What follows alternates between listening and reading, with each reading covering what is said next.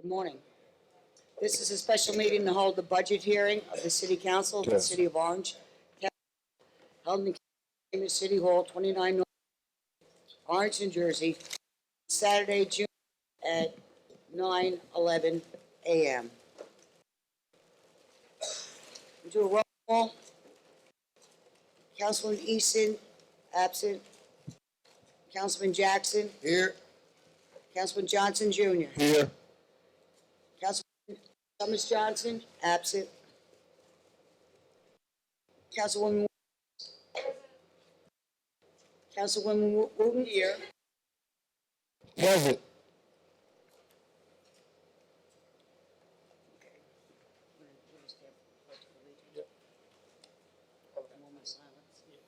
Stand for a moment of silence, please.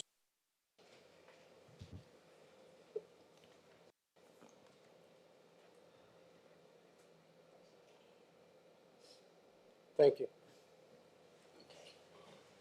Oh, that was a little bit out of order. Also present, myself, Madeline Smith, City Attorney Montellis, Business Administrator Hartwick, Assistant Budget Consultant O'Hana, Quinn Fields from the Clerk's Office. Requirement of NJSA 10-4-9 at set. The Sunshine Law has been met. A notice of this meeting was sent to the Orange Transcript and printed on Friday, May 24th, 2019.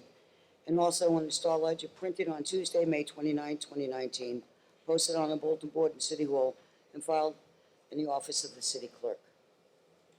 Matters of discussion are for calendar year budget 2019. We're going to start with the Police Department.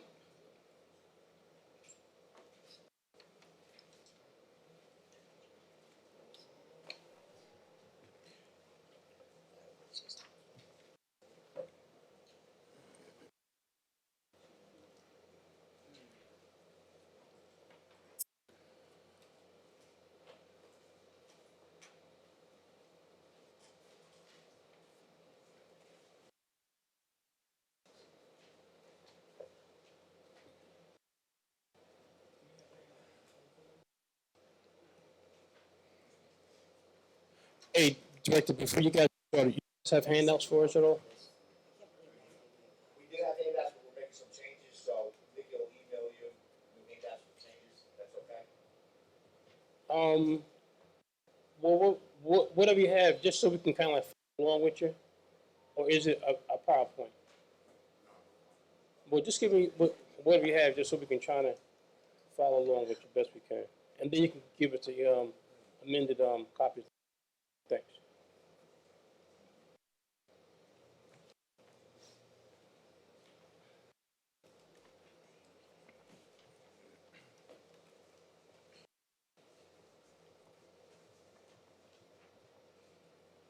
I got one. Yeah, I have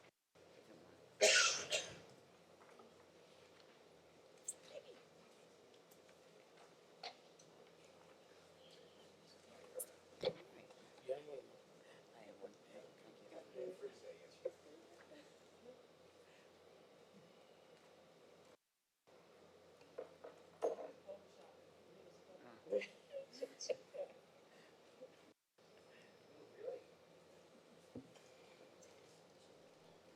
Thank you, Director.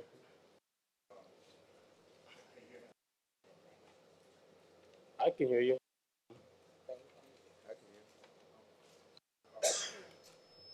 Let me begin by, um, Is your mic down there? Okay. switch, Steve's got a switch. Can you guys hear him, council member?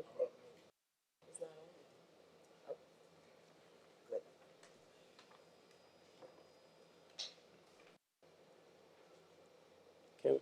Can do we hear him on the recording, Madeline? We are recording. Hey, Director, can you just speak into the mic real quick? Speaking to that, No, that one. Okay, thank you. It's been good. it's being recorded. Let me begin by, thanking the administration, business administrator, and you, the city council, for all that you've done for us in 2018.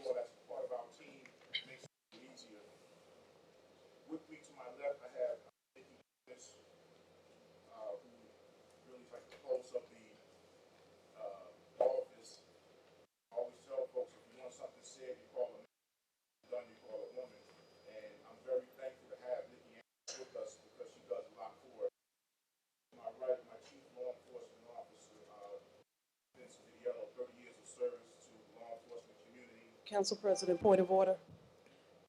They can hear it in there, they can hear it there.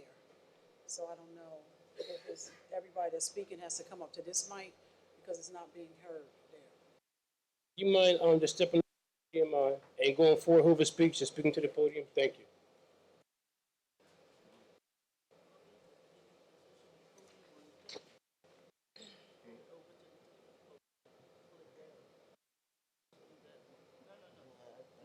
Oh, lean.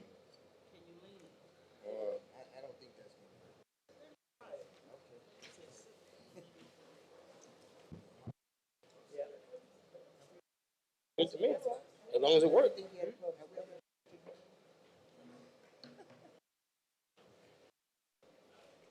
you hear me? Can you hear me? Okay, okay. And to the right of my Chief Law Enforcement Officer, Captain Vidiello, Sergeant Gerard Stefanelli. Just want to begin with our mission statement. I'll try to be as brief as possible. Our mission the mission of the Orange Police Department is basically to maintain peace and order, regulate vehicle and pedestrian traffic, suppress crime, protect lives, remove nuances from the street and other places, maintain discipline cases and records functions. Presently, our staffing, in terms of rank, we have 5 captains, 15 lieutenants, 28 sergeants, 77 patrolmen, 11 special officers, 9 communications personnel, 23 civilians, with a total of 172 personnel in the Orange Police Department. Our personnel projection for the remainder of 2019, we have 15 recruits scheduled to graduate June 12th, and we have a deployment plan for those personnel, summertime crime initiative, which we'll elaborate on. We believe that more boots on the ground are going to be a force multiplier and a big help to us. In addition to that, Council President Cole, I want to thank you for the Constable initiative, which serves as a force multiplier for us because we have more boots on the ground and we'll have more manpower, and anything that we can do or more, whatever assistance we can get to help us do our job more effectively is greatly appreciated. So I want to thank you. Captain Vidiello is going to elaborate on our overtime and sick reduction protocol that has been implemented in 2018 and has been very effective and efficient. Over. Captain Ben Vidiello, Chief Law Enforcement Officer. Good morning. Again, everyone. Overtime and sick time has been a problem in the Orange Police Department for the past several years. And since 2016, when the director took over and he put me in charge of operations, we took certain protocols and procedures in place to curtail this overtime. And some of these protocols were the amount of personnel that we've got in the last couple of years has helped us dramatically, reducing overtime. Our sick time policy is strictly adhered to. We have now weekly meetings with the captains and lieutenants to discuss the sick time, the hours, and the overtime. We have overtime reports every week that are given to the director and I, and we hold each and every supervisor accountable. And we also use our managerial prerogative, and this is used to place officers in their best positions according to their abilities. We staff court now with special police officers, and like I said, we review the overtime on a weekly basis.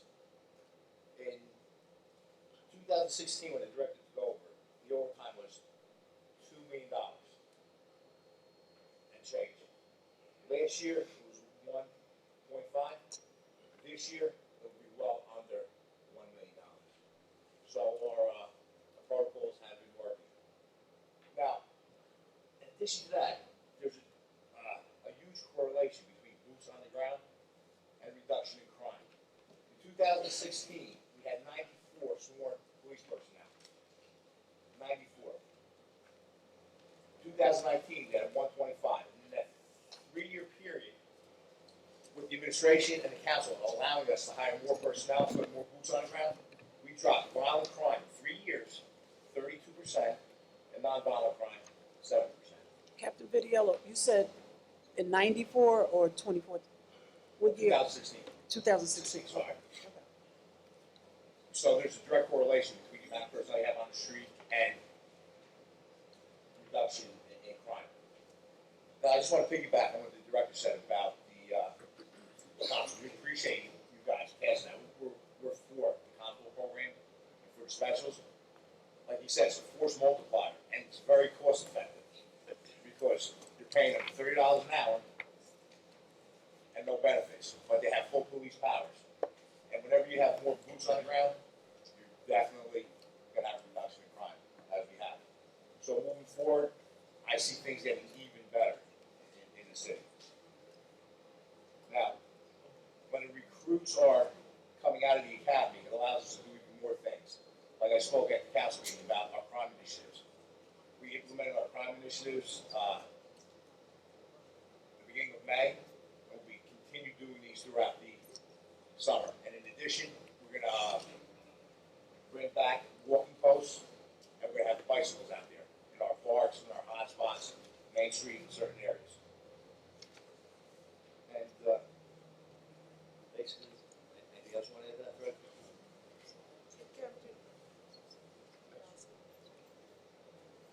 Let me ask you a question. Sure. When you talked about the specials and the benefits, what are the liabilities if they have no special, no benefits, and one of them gets hurt or shot? What happens? Is there something that you have them sign that said the city is not liable? I just need to understand that piece of it. Yes. Actually, they don't have health benefits. However, their benefits and will take over. What do you mean their If benefits? they have benefits, if they have their benefits, if they get, the city is liable to some extent, So do but the they? insurance company will cover. So even though the they don't injury to the have officer. health insurance, they do have access to disability Yes, insurance accidental or insurance. or what do you call it? Life insurance. Yes, under the city. Right. Okay.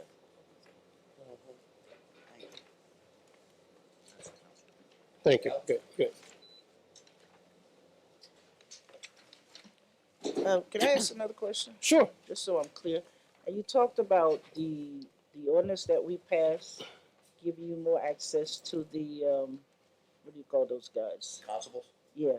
What do you envision what is your vision to use them for besides to help relieve some of the things? I mean, what do you guys do now that they can do? Well, we could start our warrant squad again. We haven't had enough personnel to have an active warrant squad. Okay. Where every week we could give them the warrants, they could go out, and they actually have county jurisdiction, so they could go out of the county, they go in within the county and serve these warrants, which will be,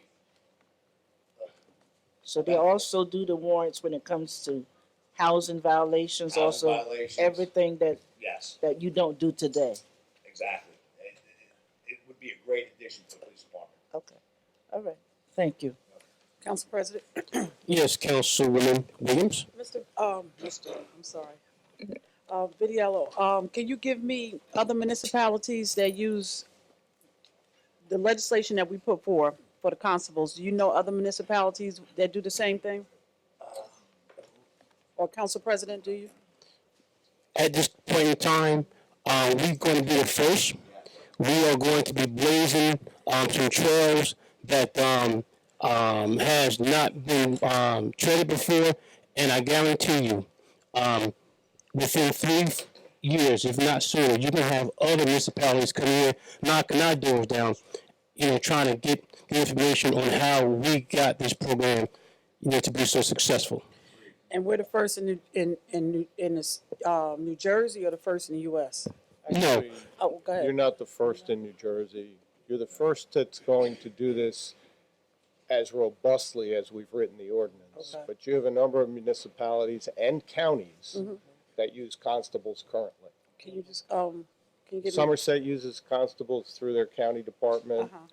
Up in So- Bergen County, that's a good- there's widespread use. So you're just envisioning that we use it the same way, I can hear you. In the same way Essex County uses the concepts? Correct. Okay, gotcha, okay. Council President, could I just make one suggestion? If you guys are gonna speak, you gotta talk in the mouth louder so we can all hear you. Okay, we have I'm gonna to come use up our and mics move like your you. mic close to you. Okay. Got it. Council President, Yes, Councilman. I have a question, just to illuminate the need for the warrants, cover the warrants, can you, express how many outstanding warrants we have currently? We have quite well into the hundreds. Yes, well, with my understanding, as per the bill, we have well over 10,000 Yeah. outstanding warrants. So, And yeah, that's a lot of money on the table. right, so just citizens understand how hot that issue is, so that's why it's such a big focus right now. Absolutely. Council President, just to follow up, but rather than using robust a lot, can we get back the figures and like what areas, like X amount criminal, X amount, code enforcement? Can you just get that back to us when you get a chance? Absolutely. It doesn't sound, are the mics on? I think they down a little bit, maybe. So, They're just probably recorded. recording, but not protecting. Mine is Gotta not find on. that down. It's okay. I brought my Tensi Eason voice. Want to continue? Thank you, sir.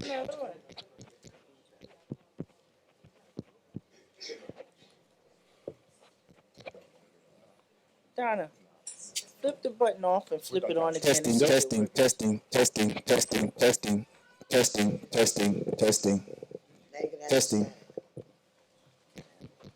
They're on now. Here comes that noise. All right, council members, we're gonna start on tab number 8. Page 119. Tab 8. So we're on the salary page, Council President? Yes. Director, I heard you, we have, how many, we have people in the academy right now? Yes, we do. That's actually graduating next Thursday. And how many? 9. 9 in the academy. And then 4 specials graduate in July. And in July. And 4 specials at the end of July. And they're included in his 172? Okay. But is it also included in the 11 that you mentioned? Yes, yes. Okay, yes, so those 4 is part of the 11? Yes. Okay. And, Mr. Harper, I'm bringing this a question for you, or whomever, on this, how many retirees, if any? Approximately 8 8 actual, that we potential. know of, potential. but 8 potential, okay. Some have different issues that need to be worked out with pension, and so it's hard to say with any certainty whether or not that happens within the fiscal year. Okay. So and that brings our force to 125, including all of that? Yes. Okay. So actually, and those potentials would be perhaps by the end of the year, bringing us back down to 117, and we have, You have 9 out of the 12 that have been budgeted for, which should still keep you at least 1 ahead. See, we're being very proactive in researching our retirees and who we have to bring in to keep the numbers up. We never want to drop down until we drop down before. When we were at 94, it was, but I guess my question is, do you have any vacancies in here? No. So after this, we're not, until 2020 or beyond? Well, we've also No put more in, this year, I guess. well, no, we've also put in, if you look at the bottom of the roll list, salary roll list, 5 half-year prorateds. On page, you're on 121.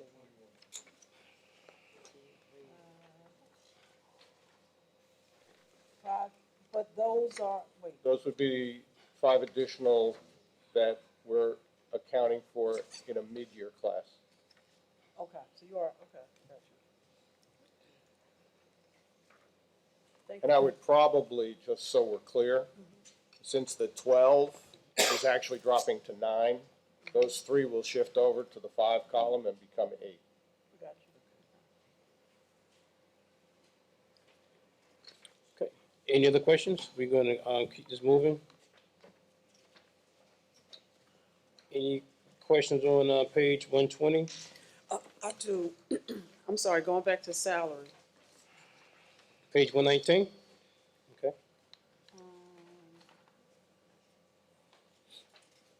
I'll come back to that. I'll come back, thank you. Okay, any questions on 120 or 121?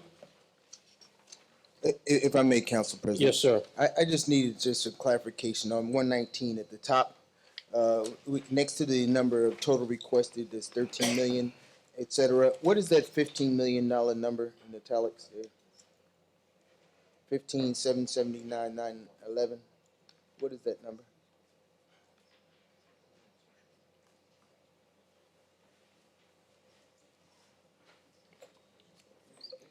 Mr. B.A.? I'm sorry. If I you was could distracted. look at page 119, at the top of the page, the total requested, to the left of the total requested is that 15,779,911 number. What does that represent? A larger number.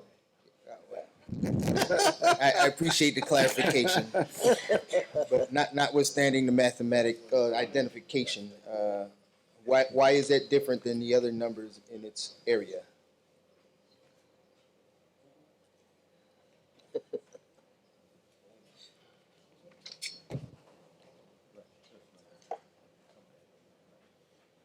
So, thank you. There were a couple of errors that were located after we finalized these books. All right. So if you were to look at that number and then flip over to the cap waiver entry, All right. And where we have 1825, that was a carryover from the previous year. Okay. So that number is kind of a shadow. It's not really relevant to this year's budget. Correct. And if you look at that, those numbers, the adjustment there brings you back to the 13,954. All right. Thank you for that elaboration. And the cap waiver is on page 123, just so. Okay, we're gonna go back. Any questions on page 121?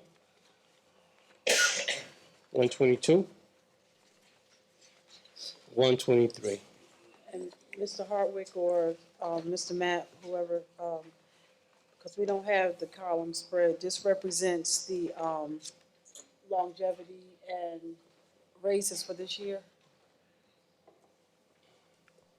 For the, On 1.3? just the salaries in general, Yeah. they represent, and so you have two different bargaining units in here, and, We've made some assumptions, okay. because one is within contract and the other is outside of contract. And nothing in this is, on these bargaining units, or any of them at arbitration, or is any, No one is currently in arbitration in these two units, in any of them. in anybody? And the decision that we, was fire department, Correct. and all that's, okay, And that's resolved. okay.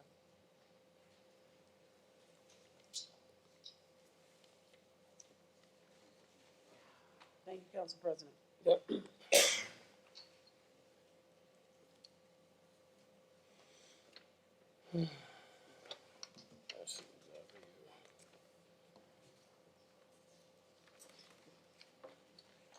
Page 125 here. This format is a little different. There's salary and wage for the administration division. This format is just a little different than what we did in previous years.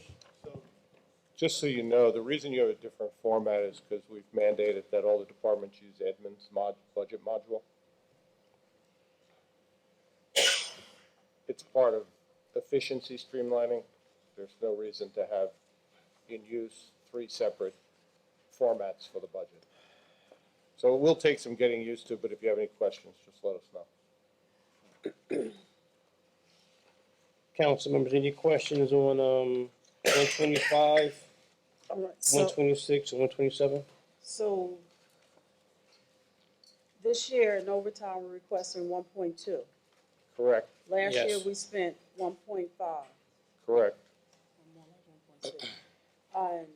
And Captain Vidal, I think just represented that we're gonna be under a mil for this year.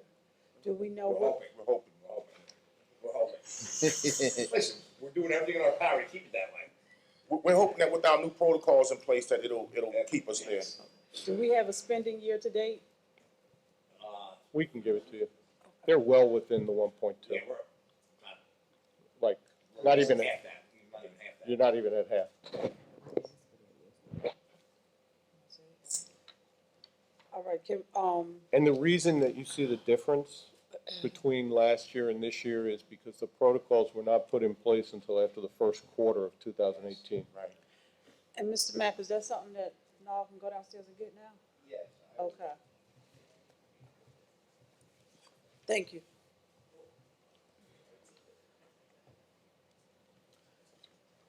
Any other questions? Page 125, 126, 120? Yeah, I do. Council President, Go ahead. Yes, Councilwoman Eason. I just asked, holiday pay and sick time, you guys don't break that out anymore, right? No. So it's just It's included? all included in salary and wages. Okay.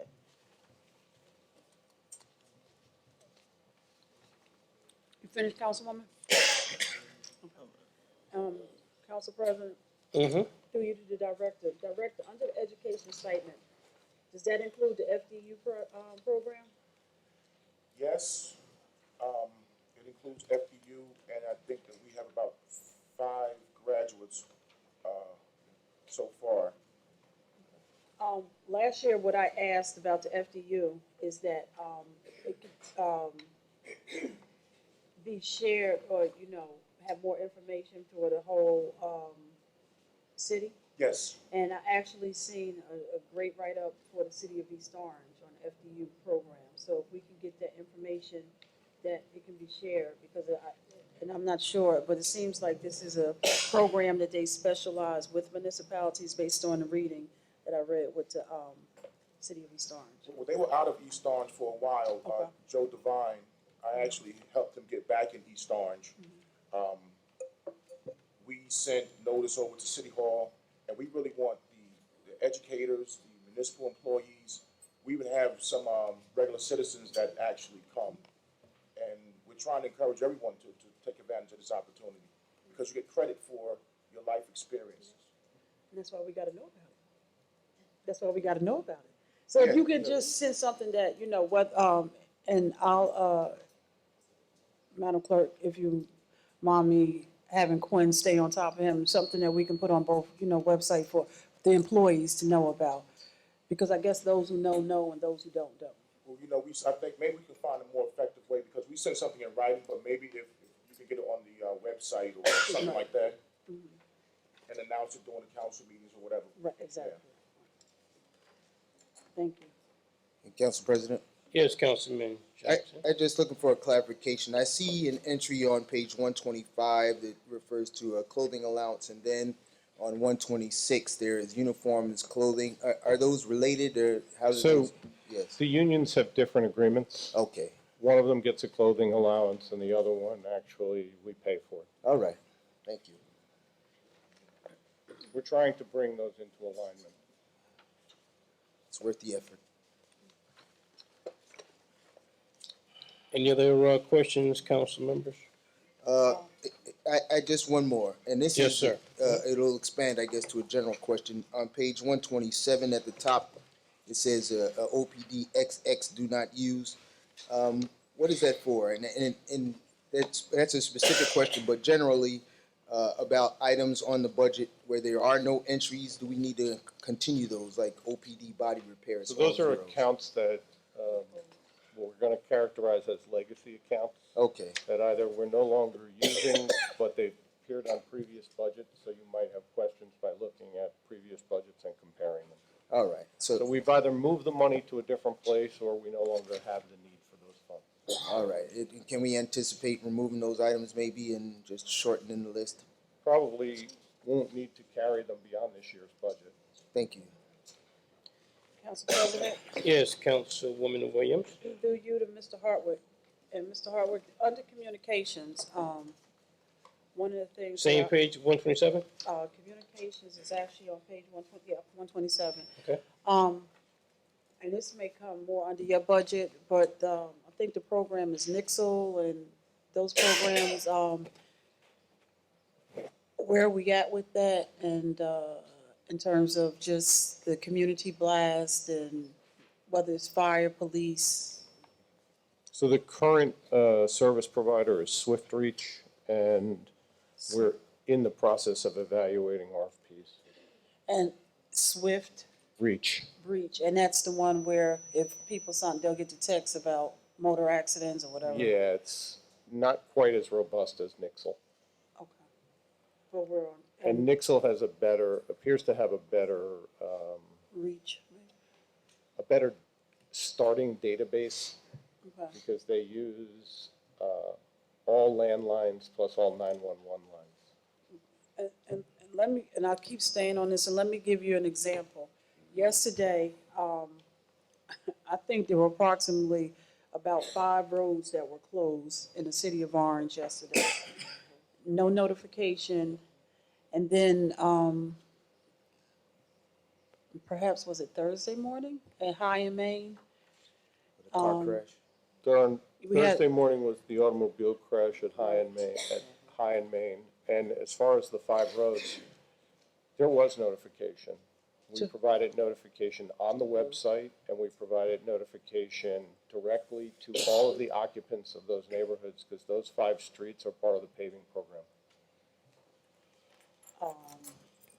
Not in the East Ward, I know, because we were out and I got a lot of calls and walked around, talked to people. And that's on Oakwood Avenue by Perot Street, that whole area was closed off. So I don't know, that's one example, but I know so it was on the city website, did it get communicated to, and even, well, let me just, we can do something a little bit more, because even at the council meeting the night before, it wasn't said, if there's a reminder or something, but that was just an example that in riding around, I know I wasn't aware of it, and then talking to people immediately where I live, they were not aware of it.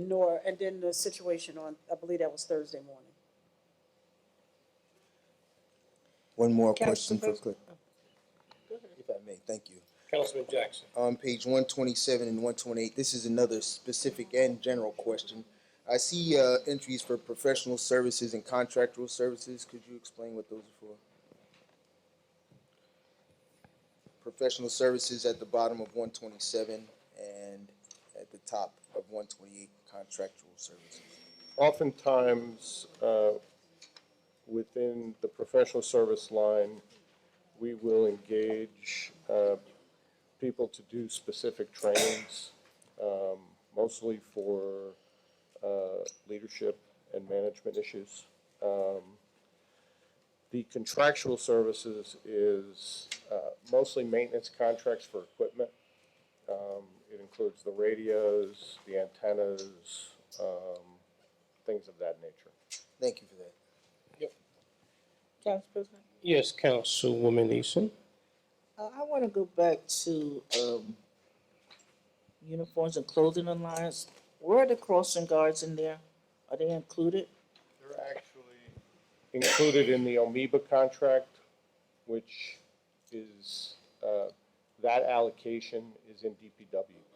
Okay, I just want to make sure that we put It's that a in. little messed up because they're over in the police building and they report to police, but they're covered by the Amoeba union agreement, so the money comes from a different place. Okay, And in any event, I have the measurements and we're getting ready to issue in June because we're at the end of the year. We're going to issue them this summer so that they go and get the uniforms and then they have to bring them back and show us that they got the uniforms. So they'll get vouchers. that's not what, Captain, didn't you say you weren't doing them until September? Not September, towards the end of the summer, because we don't know how many are coming back. We have a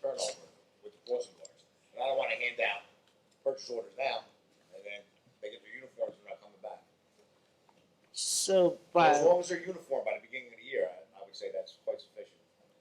so by the end of, I wanna say July, you're gonna know what crossing guards will be returning in September. Yes. But you have some that work through the summer because we have the program. Yes, they will be taken, So they should get theirs in June. yes. Promise?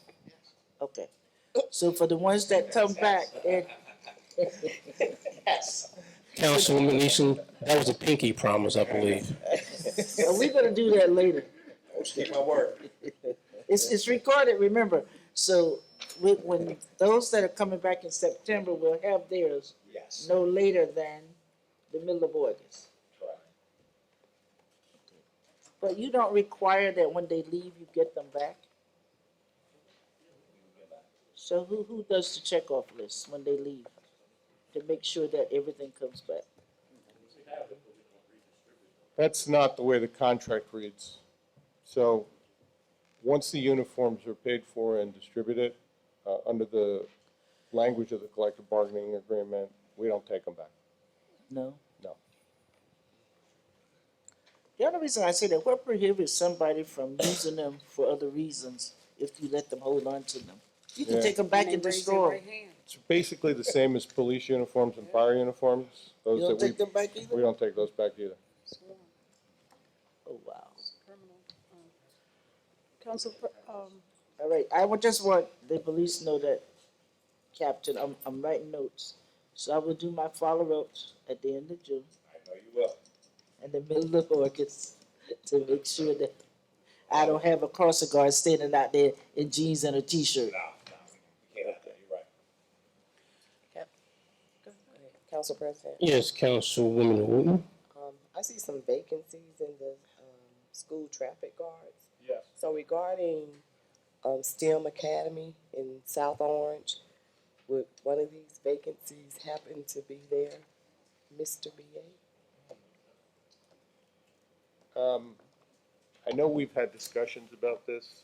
I need a legal opinion that I can do that. And as long as I get that legal opinion and it's okay, we can allocate one of these to that position. As I think I've told everybody, can't just do it because it's in a separate jurisdiction. Right, So there's a chain of command and reporting requirement that would be Right. absent. right. It. So that's what we need to work out. I just want you to reiterate it to the public because I got a text like, So the STEM Academy is actually located in South Orange. We've had discussions with the officials in South Orange about the need for a crossing guard. They don't want to pay for it. So I'm trying to work out a situation where we can pay for it and it would be within their structure and reporting structure. As long as we get an opinion that we can do that, then we'll allocate the fund. But, Mr. Beaver, first shouldn't we figure out how many of those kids walk to school? Well, I can tell you, I've been over there during the beginning of school and during the end of school. And the intersection at Scotland and Montrose definitely needs a crossing guard. right, yeah. Scotland and Montrose. Yeah, because when we were there, the kids, and they go from the programs at there to the high school. Council President, Mr. Hartwick, where do we, Before you move on, I want to stay on this issue right here. When we get our constable program up and running, our constables can take care of that because they have county jurisdiction. So that would be That's right. something that they can just handle and That's keep right another on way to going. deploy the constables, yes. Dang, Yes. I like that. but Thank we you. gotta make sure that they're not, stepping over, We're not. contractual boundaries. Okay, Yeah. well, we wanna check, I mean, because that's doing bargaining unit work for the crossing guards. So just a check and check balance. legal. Okay. Mr. Harwood, where's the account where, from like search and seizures and things like that, and the money, and I know forfeiture, and I know, Forfeiture account is never in the budget, but we can give you a trust accounting of it. but just, yeah, because I know at one point you had done, I know specifically through the courts, but in the police area, that account, is there anything that you can update us with that account and how it's being utilized? So there's a whole series of guidelines from the county prosecutor's office and the attorney general's office regarding what can and cannot be purchased and or how it can be spent. We can provide that. We can actually give you a transaction audit trail for the No, account. just specific, I know that account, for instance, it could be used for like the PAL, it could be used for, You have to get authorization from the prosecutor's no, office. you gotta get Yeah. authorization, but I'm Yeah, asking not for how, now. but how are we utilizing it? That's my question. So I can tell you in 2018, we got permission to build out a portion of the second floor for the narcotics division, and we used some of that money. Most of the other authorizations in 2018 were related to ongoing criminal investigations. And do we know, how much is left in the account? I'll find out. The last time I checked, it was over $100,000 in it. Okay, thank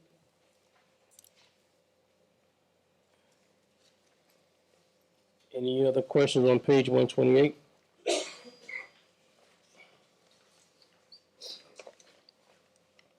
$129.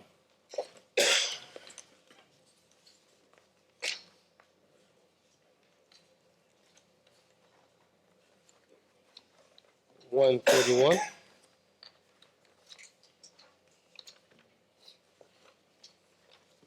One, Is there a reason we're skipping pages, just now, just because there were blank pages or something? I don't understand you, Sylvia. Is there a reason that pages are being skipped or just happened that way? She's asking 130 is blank and 132 is blank, or just Just because blank it's blank? pages? Okay. I think they counting blank pages, that's all. Okay. 133. Oh, one, Thank you. I had just one question. This is a good thing. About the salary and wages on page 131, I see the savings. I like that. What is the savings from there? At the top of page 131? It's from reduced overtime. Okay, simple. Thank you. It's a smaller number. Any other questions on page 131? Uh, 133. Question, Yes. fleet management. Are there some new cars be ordered and when will they be here? Yes, they're ordered and they should be here shortly. July? The end of July. You or know, Captain, we don't lose words like shortly and in the future. No, they'll be I here need in July. dates. I need dates and times. We'll have an exact- Shortly could be next year. We don't have any dates. soon come. We don't have dates. We know generally that the first tranche of patrol vehicles have been ordered. And if the delivery schedule is met by the vendor, they'll be here by the end of July. Otherwise, it will be in the middle of August. The second set of vehicles has also been ordered, but because the 2019, all the SUVs were closed out, we had to wait to place the order for the 2020 SUVs. So they won't be here until November. And these are gonna be in addition to the fleet we already have, right? Well, no. They will be an addition and a subtraction. There's a whole bunch of cars in the fleet that we want to get rid of. Makes no sense to keep a 15, 10, 8-year-old vehicle that's costing you tons of money in maintenance and gas when you replace it at a lesser cost and also reduce your maintenance and fuel consumption. So a lot of the cars that are in the police fleet will get dropped out and sold as part of the same program. And the funds from those sales actually go to reduce your monthly costs under the lease. Council President? Well, that's shortly, July and August. That's what, Yes, Shortly, Council. July and August. Yes, Councilwoman. Mr. Hartwick, is this fleet management through the, enterprise? Yes, it contract? is. And, so we only can, so for the capital budget sake, only SUVs can be included, otherwise they're, go ahead. Actually, we didn't put any of this in the capital budget. Okay, We're having some discussions with Trenton about whether or not we can change the treatment, but they're all currently in our operating budget as a vehicle, under a vehicle lease program or fleet management program. Okay. If I may, Council President, Yes, Councilman. I see on page 133 that there's 250K for rentals and leases. We are transitioning from purchase options to lease options, which will afford us some savings overall, right? Correct. So when you couple the savings you get from fleet management with the savings we discussed at the last council meeting on fuel, you're gonna see a reduction in your cost on an annual basis in the $200,000 to $500,000 range. Are we receiving some grants in order to manage our vehicles, or not anymore? Now, vehicles are you might get grants on some of the larger fire vehicles, depending upon the applications and how they're received. But the other thing that we're looking at for the larger vehicles, both for DPW and fire, is the capital equipment lease program that the ECIA is starting again. Thank you. And I just want to make a comment. I made this comment multiple times over, last several years that we should be buying or leasing vehicles on a consistent basis. We shouldn't just wait until we don't have enough vehicles, and the vehicles are all banged up. We should be doing it on a continuous basis so the fleet stays fresh and it keeps the maintenance and everything at a low cost. Any other questions on page 133?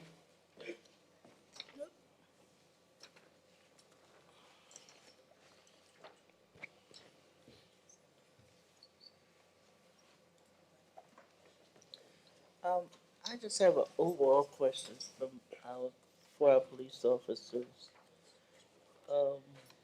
Is there anything, I always ask this question, Captain is staring at me, but that you guys need that you don't have? Anything over there that's broken that needs to be fixed? Because one of the things we want to make sure is that our police officers, as we move forward, and you talk about what a great job they're doing, that we're addressing the needs of the department and making sure they have the equipment to do their job safely. And that they are comparable with the other towns that have all this up-to-date equipment. So now is the time to put on the record any things that you would like that needs to be repaired. Or we know we talked about the HVAC and all that at the last council meeting. Yes, So we've now identified. is the time for you guys to, I'm gonna tell you, we identified those needs, and we talked to the business administration about some of these needs. And we're actually working on them as we speak. Like I said, we're gonna get a K-9 unit. Citywide cameras and ALPRs. What's the second thing you said, video? K9 and then what? K-9 citywide cameras, Citywide camera. ALPRs. Also, what I would really like to get is that, I think, the VA is assisting us with getting it is a command post. We have a lot of numerous events within the city, and it would be nice to have our own command post. We can run all of our operations out of that one area, and it's a mobile unit. Like, did you ever go to a county event and you see Essex County Sheriff Department mobile command unit?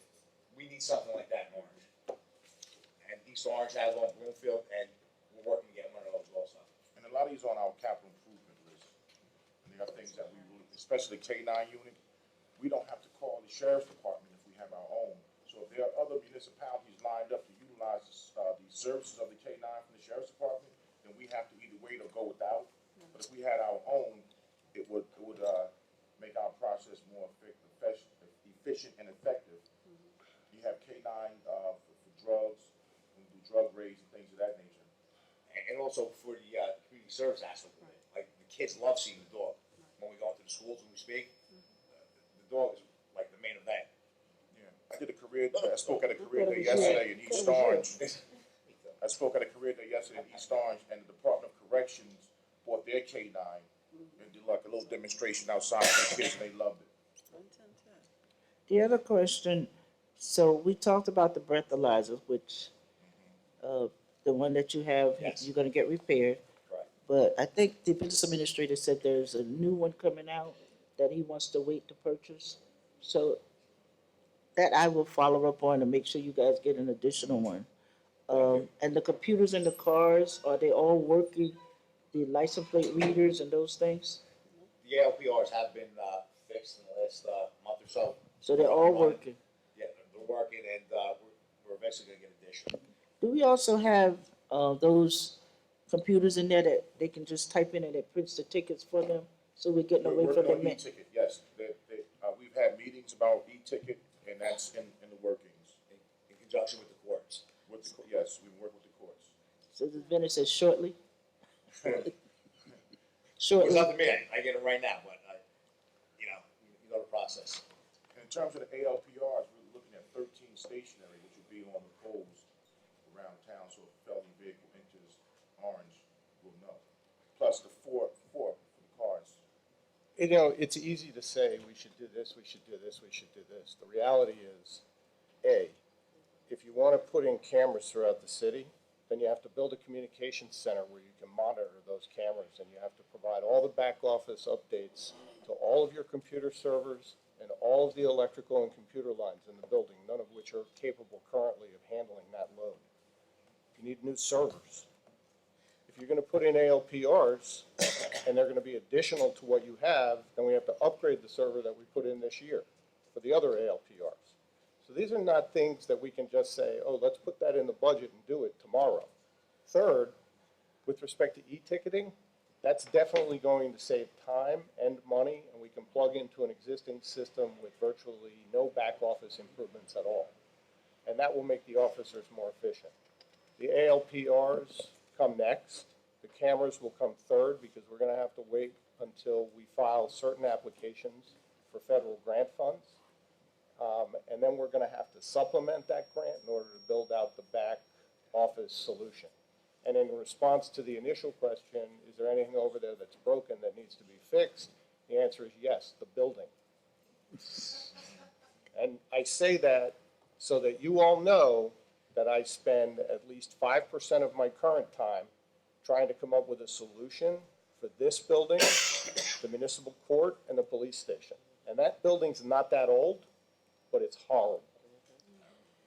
Now that you said all that, my question is, when are we as the council gonna get some type of, evaluation or somebody that puts together a plan that tells us what needs to happen and how we get all those things done?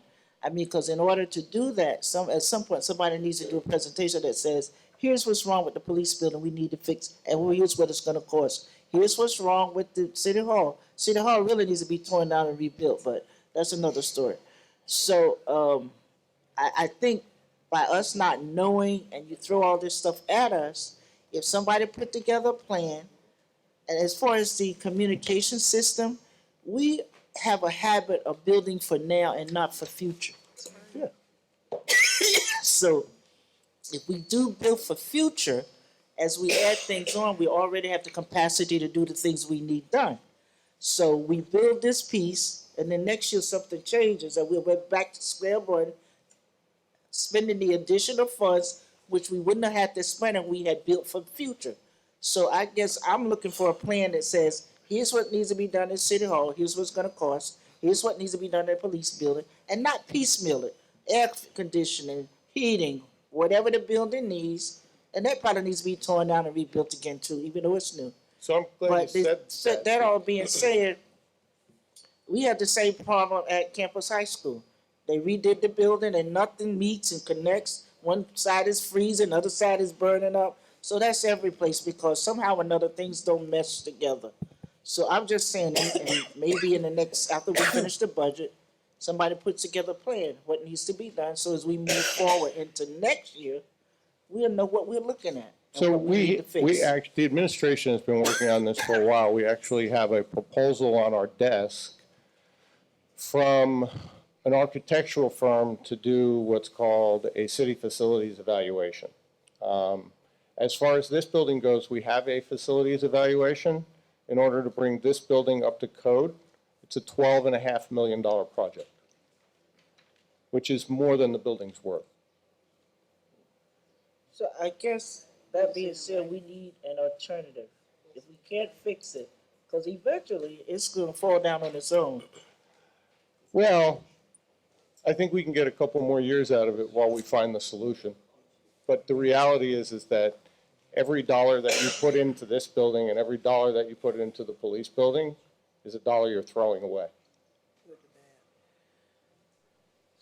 So I'm just saying, if you could just share with the council what we need to do going forward, so we don't have the residents saying, "Oh, your building is in bad shape." And we It will looks at the horrible," appropriate time when we have And even the for the answer. police, if you need more communication system, how do we go about making that happen? We're Council gonna do a march on Trenton to get some additional money. All right, and Ms. Easton's gonna lead that charge. I'll be right there with you. I will, I'm- and I hope you'll be right behind me. I will. I will. I will. I will. I like that energy. Council President. CBAC, you guys have any, Council President, yes, I have a question. okay. The K-9 that you brought up, I just want to make sure that we're prepared for that. So, Madeline, can you just write down, I know, can we just pull ordinance, if there is an ordinance regarding the K-9, because I know we have ran into something we have to resolve. The issue was the first issue I had to deal with when I got here. But I don't think we revamped the ordinance, that's what. Yeah, it's more a situation involving a union than it is the ordinance. Okay. All right, so that, and, is there a grant summary, or are you applying for new grants as we speak right now? Are there any grants that you're applying for? For K9? No, grants, period, for your department. So there's a series of repetitive grants that the department does every year.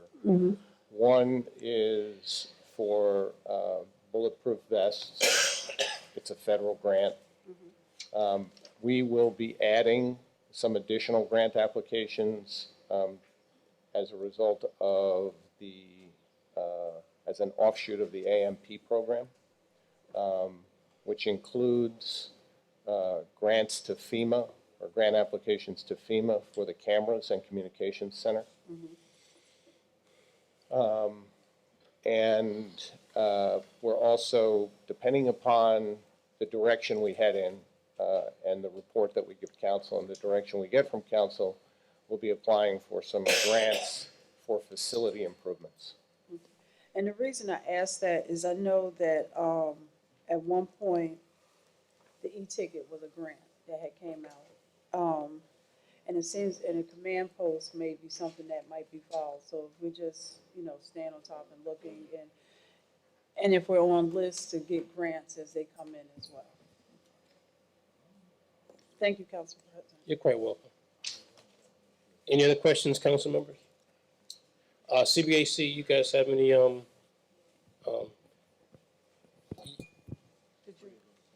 you? Direct, can you just push that podium up so they can, No, they can come right. Go to Jamie Simon Okay. Johnson. They can come right. just there. come here, Mr. Perch, come here, sit down. But I think, is it multiple questions? I don't need a microphone. Yes, you got, you do for recording. Well, yeah, you guys speak into the mic so they can, properly, record you. Thank you. Thank you, sir. Council President, council people, I am hearing that we're going to have to put a lot of money into buildings. I wonder if we could set up a tour for the CBAC and others who might be interested in this of the primary buildings of the city, which would include City Hall, the Police Department Courthouse, Fire Station, and the library, where we could have a tour by someone who understands building construction and maintenance, where we could see what the problems are and what can be done to address these, particularly since we really don't have a lot of elasticity in our property tax rates to suddenly pay for all this. Okay. That can be set up through the Office of the Business Administrator, yes? Thank you. Yep. I think that Nicole, you And have a please question? include council members so we can piggyback. Everybody needs to keep in mind that we've identified exactly how much it costs us to operate these buildings. And operations are inside of CAP, not outside of CAP. So, when you see the numbers for what you spend in operations and maintenance, and you put those next to the capital costs for building improvements to the existing facilities, the economics start to make sense.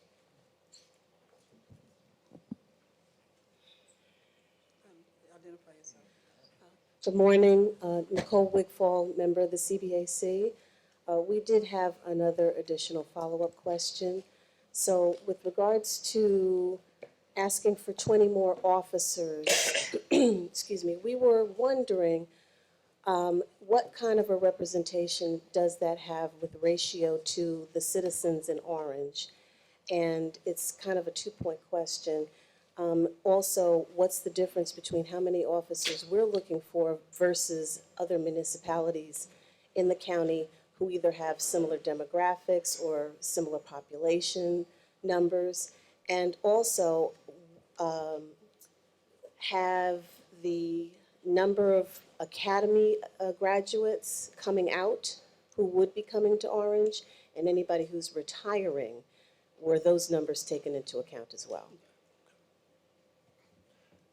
Yes, those numbers, to your last question, yes, those numbers were taken into consideration.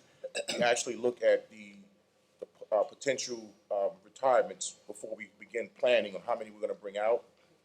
In terms of residents, we have a list of Orange residents. Once we exhaust the Orange list, then we go on to a county list. We cannot go onto the county list until we exhaust the Orange list, so we do get our share of Orange residents. I'm sorry, maybe I didn't ask my question clearly enough. We were questioning whether the number of officers that you're asking for, is it in comparison to the ratio of how many residents that we have currently in Orange? Yes, it is. We have 31,000 residents in the city of Orange. Actually, As per the census. Yeah, that's per the 10 census. years ago. Yeah. Okay, so the number of officers you're requesting would be able to address the ratio between who's on the force and how many citizens that we currently service? Yes, and also DCJ about 6-7 years ago came in and did a survey of the city, and they said with the amount, well, I don't want to say the amount of crime, but the amount of individuals we have in the city and the busyness of the city, we need at least 157 cops, uniformed cops, and that was from DCJ in the study. Thank you. And Council President, may? Sure, Councilwoman. Which our captain did highlight is that through the years, we have been running low on officers. Through this new business administrator, we're just addressing the number of officers we need for Orange. If you look at the ratio prior to Mr. Hartwick coming and what we have today, it will show you that the increase is what we needed, and they're not asking for any more than is required of the city of Orange. you actually have those numbers, don't you? He said 94. He said it in the beginning. Council President, Yes, Councilwoman. I received a text. Someone is asking, what is DCJ? Division of Criminal Justice. In the Department of Law and Public Safety for the state of New Jersey. Gotcha. They can put that on the internet. It'll Break tell down you. those acronyms. If you put it on the internet, it'll tell you what it is. I'm sorry. All righty. So CBAC, they made their, they gave us their thoughts. Any closing remarks, Director? I want to once again thank the council for really supporting us and providing us with the resources and understanding our vision and providing us with the resources we need to effectively do our jobs. And most importantly, the residents. We receive a lot of calls from our tip line. We actually engage a lot of the residents and get their feedback so that we can continue to develop a corrective action plan, which will make our department even better and enhance our services to the residents of the city of Orange. I want to thank the business administrator who, I know we get on his nerves. We're always calling, asking for things, and, I know he's overwhelmed, but, I want to publicly thank him and let him know that we appreciate his efforts. We look forward to a good summer. We have our summer initiative in place. We're deploying our bikes in the parks. When our recruits when they graduate next Thursday, they're going to be on foot patrol. So we just look forward to a great 2019 and upcoming 2020. And I want us to continue to keep the lines of communication open. I feel like since July 20th of 2016, I really believe that our lines of communication have opened up even more and the relationships have built, professional relationships, and I just want you guys to know that we appreciate you. Thank you. Right, thank Yes. you. Council, Yes, Can I have- Councilwoman Easton. I have one more charge for Ms. Amos. We didn't do the coffee with the cop that we were gonna do on Scotland Road and Central Avenue. Can we revive that sometime this summer? I get out of school on June 30th, so maybe. So maybe one day in July, we can do that one morning. Now, we did one in front of headquarters also. Yeah, it was headquarters a couple months ago. Yeah. Can I just bring up one more thing? I think we wanna take it more into well, we're gonna do it in the North Ward. Okay. I just want to say that our police blotter is finally up. in Yeah, North sorry, Main Street. yes. We gotta do it in the East Ward too then. Okay. We're open to doing it anywhere. No, and I'm sorry, and I actually went in Glenbridge, they actually partnered with the Starbucks and did it, so maybe if we partner with some of the different, establishments, that would be, really good. And the Girl Scouts, they sold a lot of cookies. Council President? and Boy Yes, Scouts. Councilwoman Wooten. And so the Boy person that Scouts. texted me said, thank you so much for explaining that Oh, to them. it's my pleasure. So, and, Okay, Thank you gentlemen, for- thank you. Thank you. Thank you. And ladies, and ladies. And ladies. Appreciate you, man. And you know what, I'm sorry, we didn't get to expand a lot on PAL, but I will take, but you're finished, but the game today, Orange versus East Orange in Roselle, I don't have the address and everything, but make sure you come back at the council meeting and explain what PAL is doing and how people can get engaged. What's going on, Ray? How you, man? You good? Fire is next.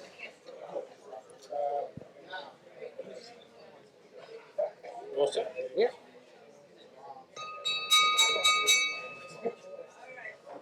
Let's get cracking.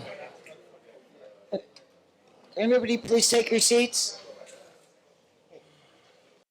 Okay, the next department that we'll be presenting is the fire department.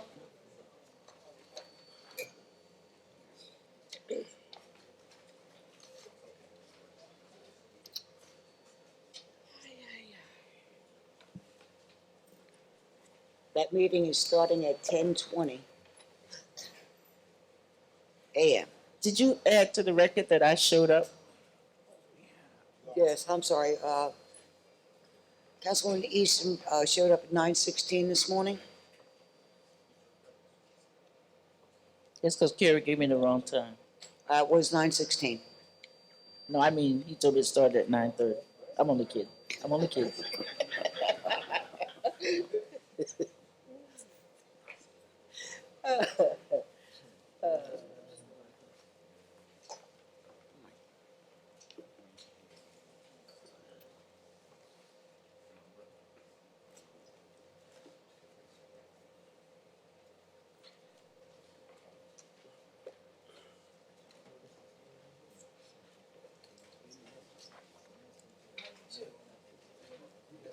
Thank you.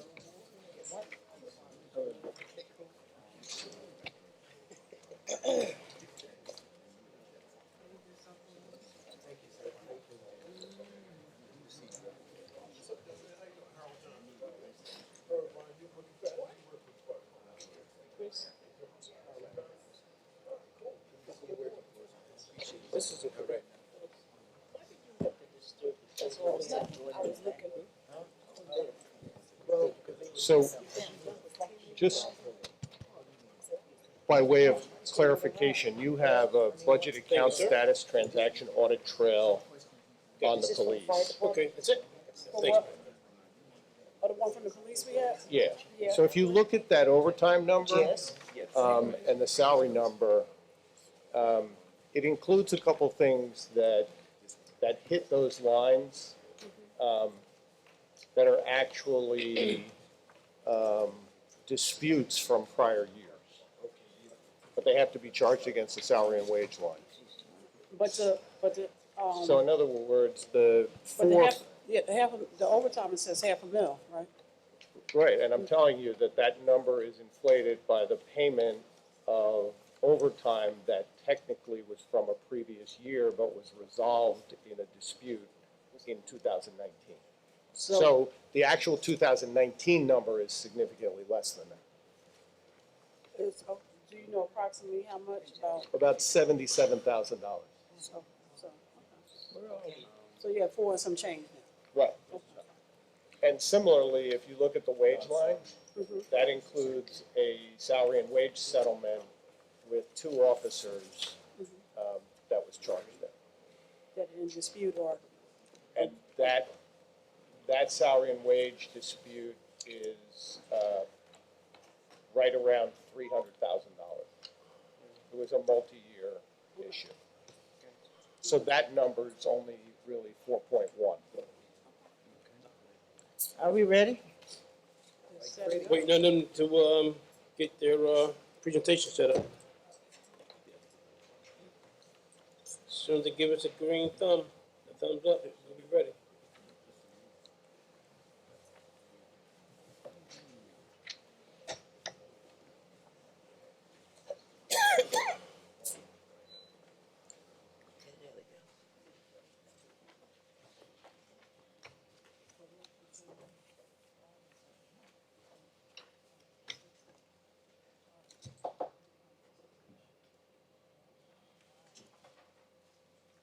Can I just make a suggestion? Why don't you guys move over there so you can see? You can sit up there.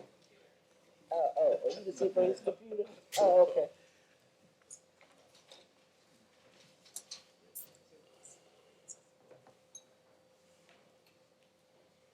Good evening, Council President. Good evening, Council. Good afternoon. Good morning, I should say. Good afternoon. Good morning. Look at that. It took so long for the police department, I thought it was nighttime.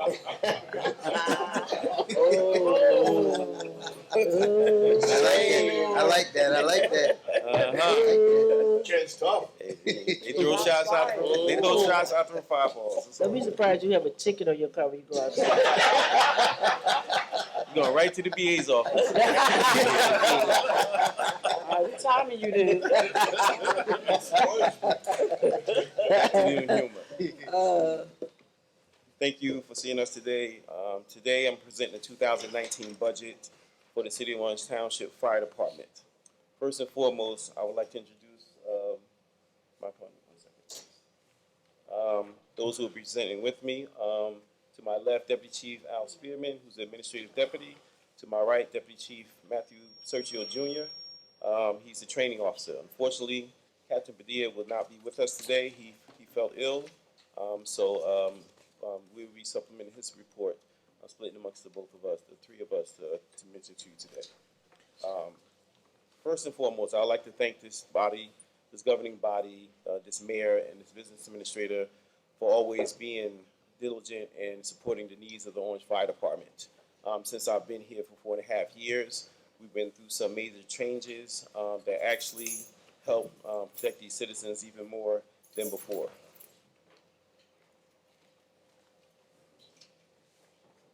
So the budget hearing today, the overview comes down to the organization structure. We're going to discuss the 2018 accomplishments, everything that we done last year that was effective through the things that we do throughout town. A SWOT analysis, I have that. I'm not going to talk about it in detail, but you do have a booklet with you that explains it thoroughly and to the conclusions of 2019. organization structure, the manpower and staffing. This is something that we're going to key on that actually consists of the last two classes that we hired in 19 and 2017. Key areas of responsibility for the department and the budget overview as relates to 17-18 and the proposed budget for 2019. So part of the accomplishments, and I just got some on here, but it's more in the booklet that you have, spearheaded by Deputy Chief Matthew Sergio Jr., we maintain an ISO rating of Tier 2. We continue our citywide fire safety presentations in the spring and fall. The Orange Junior Public Safety Academy, that's with collaboration with the police department. Last year we did 24 kids as part of the program, very successful. And with all our community engagement efforts and fire prevention that we teach the members of the township, we had a 44% reduction of in-house fires, and that category is very broad because it consists of just more than just house fires, but fires in houses, and a 40% reduction in false alarms. Director, before you move forward, just because, can you just say what ISO, can you say what, ISO, it means, so everybody might not know. It's an insurance safety organization. Basically sets your homeowner's insurance for your professionals in your fire department. Yeah, that's big for us, okay, thank you. So that means with the ISO rating being a Tier 2, the insurance rates for homeowners will not go up. Still striving for a Tier 1, but we'll do that when the next evaluation comes around. We're working on that, working towards that one. And as I said, the SWOT analysis in detail, it is in the booklets that you were giving, the strengths, weaknesses, opportunities, and threats. And this is an evaluation method that we looked in the fire department and exactly see where we can make our improvements at. Now, currently, the organization structure in the fire department, of course, is one civilian director, the administrative deputy chief, a uniform position, training officer, which is also a uniform deputy chief, administrative captain for accountability and procurement, and actually he holds the title in OEM also. We have administrative firefighter support. That position actually will be vacated because that individual will be retiring in the next 20 days. The fire official is a uniform captain. He's responsible for all the uniform fire code throughout the city and assists with approving the plans with code enforcement, any new construction, and assistants and confidential secretaries. We have 3 civilians in the fire service. Currently, we have 6 uniformed deputy chiefs, 19 captains, and 58 firefighters. Thanks to this administration, this mayor, and this and the business administrator for assisting us with the hiring of new firefighters. I'll turn over to Deputy Chief Matthew Sergio Jr. for the fleet management portion of this presentation. Part of this presentation, some of the fleet management, you can see that we have some aging vehicles. Usually you get about 10 years of fire service vehicles. Some of the vehicles are coming up on their life expectancy within the city. Some are out of service. Engine 1, for example, is out of service for nearly 1 year due to repair needs. Engine 3 and Engine 4 were both purchased used. They weren't spec'd out to be driven in our city, on our streets, and on our roads. They're showing significant wear and tear.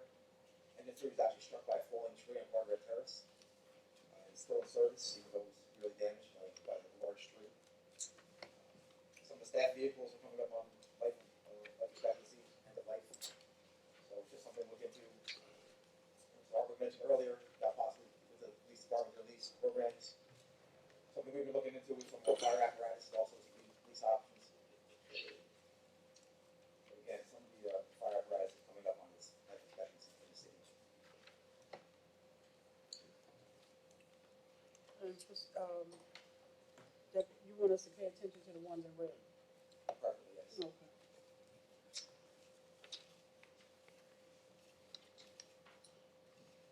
Now, key areas of responsibilities for the Orange Fire Department comes down to manpower and staffing, the operations as it relates to the calls that we go on a daily basis, fire prevention, training. EMS is one area also that's under the umbrella of the fire department, Office of Emergency Management, and also community relations. Manpower staffing, I will refer that to Deputy Chief Al Spearman Jr.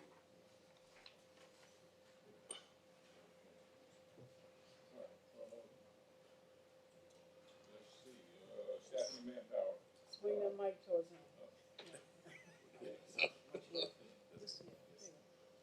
He's gonna lean in.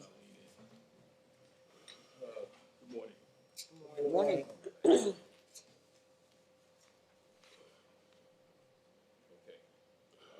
Our staffing and manpower presently is, most of our members of our department are very young. 71% of our members in total are under 10 years. Is that correct? The 71? Okay, all right. Right now, we have a deficiency of experience. I believe it's 33% of our officers are under 7 years. We have a very young department and growing younger through attrition. We've been replacing, but now that we're replacing them with members who have new experience. Let's go to the next slide. The next slide will explain what I think a little more in depth. In 2017, the average number of years of service for our members was 15. We had 15 years of service was the average. Today, our average number of years is 8. In 2017, we had 70 members. This year, we presently have 63 and 18 probationary firefighters. And let me explain why I separated. Probationary firefighters cannot really serve as firefighters as of yet.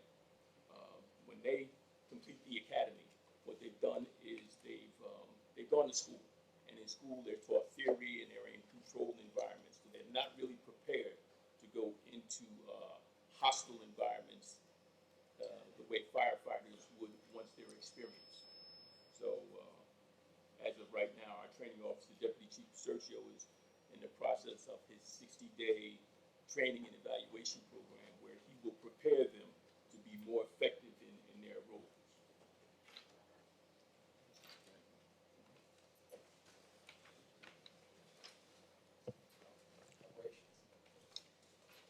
In operations, you can see our fire numbers are almost cut in half from 2016, a little more than half. That's through fire prevention, community programs, we're getting out there talking to the community about better in-home safety, fire safety, more cognizant when you're cooking. Leading cause of homeowner fires is cooking. A lot of times it's after hours, people come home, different shift work, late at night, cooking, unattended cooking, people fall asleep, smoke overcomes them, fires become a little bit larger than they can handle. But again, the fires are more than cut in half since 2016. EMS stayed about the same. EMS calls first responders throughout the city. If the city cannot get an ambulance service out, we're busy, they're at a hospital. We take a fire apparatus out, we respond as first responders to initial medical need. Our calls are pretty much like 16, 17, 18, all around close to 3,000 calls in volume. The overall call volume isn't really down as much as fires are. One thing to mention about operations, if you could look at the false alarm calls, actually reduced quite significantly. That's through the fire prevention and also the proactiveness that the fire department goes out to educate the community. In addition to the fire official, he's responsible for finding those individuals with the false alarms in the middle of the night that we have to respond in case of I guess your malfunction or something to that effect, and that reduces those calls. So from 2016, you had almost 1,200 calls opposed to 2018. 220 calls. It was more than that, yeah. Okay. So we've been very effective in the community as it relates to being proactive and engagement in education. As it relates to fire prevention and the Director, issues. can you give an example of the types of calls that fall into the miscellaneous category? Miscellaneous call can be anything from, I'll give you an example. Cat in the tree. Sorry? Cat in the tree. Cat in the tree, we actually had a cat in the wall not too long ago. Inside the wall. Inside the wall. But it can be trash can fire, fire other than a vehicle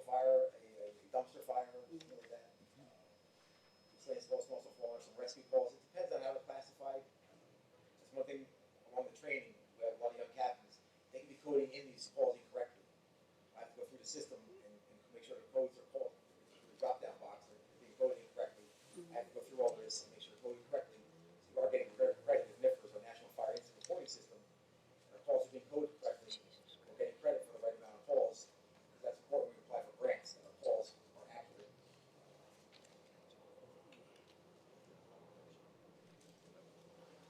Next slide is fire prevention.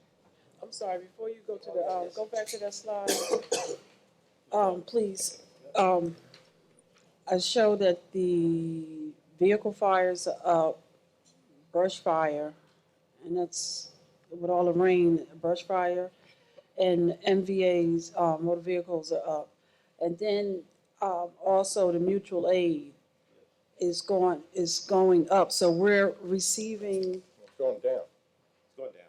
the receiving, Oh, mutual aid received. Again, Right. those numbers were not coded correctly for 16 and 17. okay, so, The officer doing the fire report or whatever, responding to the city came into us to offer mutual aid, not getting proper credit for within the system. but, It's more of an input error than actual. but is it also, okay, no, because it's mutual, we're receiving, it's not a location issue, so, okay, so the years prior, it's not a clear reflection. But going back to the brush fire, it seems that that with all the rain and everything we've had, that the brush fire wouldn't, okay, They're probably a third as right now. okay. And is this like along our train tracks, or it could be anywhere? Train tracks, parks, Okay, open fields. okay. And, okay, motor vehicle accident versus vehicle fire. So a vehicle fire is just like a fire sitting, just a vehicle sitting still as opposed to an actual crash? Okay, all right. It can get categorized as case the vehicle was on fire on a crash too. Okay, got you. Basically, along those lines, 2016, 2017, any fire or structure fire we had, those numbers are 119 and 16, 81 and 17, we receive mutual aid. Okay, We pretty much receive mutual aid, which would be a second alarm, any fire, a second alarm, we get mutual aid automatically from South Orange or West Orange to come in sufficient staffing to backfill us.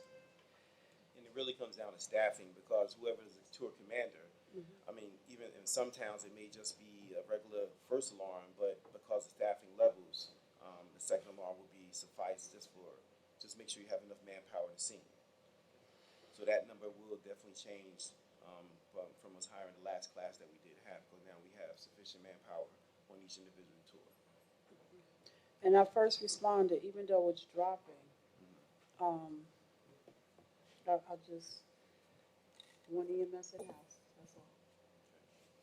That's it. I just want it in-house, that's it. I mean, because okay, you know that, how I feel about that, that's it, Understand? okay. Thank you, Council President. You're quite welcome. Next slide brings us to fire prevention. All of our, well, not all of our, we're trying to put forth all our captains. We have roughly 19 captains. Trying to be proactive and get them all certified as fire inspectors. There's pending legislation in the state to have all fire officers be fire instructors, fire inspectors, and safety officers. We're being proactive. We're training all our new captains that just were promoted, with 6 or 7 that were promoted recently. Taking a class right now to get them all certified to be fire inspectors, fire instructors, fire safety officers. So we can bring hopefully more funds into the city because we've been pretty consistent with our numbers since 16, 17, and 18, around $60,000, about 66,000 and 18 in different violations, licenses, and certifications issued. That's a pretty consistent number. But we do have a very proactive fire prevention bureau. You can see the numbers are down. The fire numbers are down. The amount of income that comes in. The city like Newark, we're 2.2 square miles. The city like Newark came to our fire prevention bureau and wanted to know how to run a fire prevention bureau. We've taken more money than the city the size of Newark does in fire prevention. So it was established back in the 80s. And it's been a very good program for its life. It's a very effective program. As you can see by the numbers that the department does bring in, the bureau does bring in. But again, we wanted our officers to be more proactive, be certified. There's a lot of experience that just left, certified inspectors, in the process of retiring or have left, so we have to bring new captains, new officers into that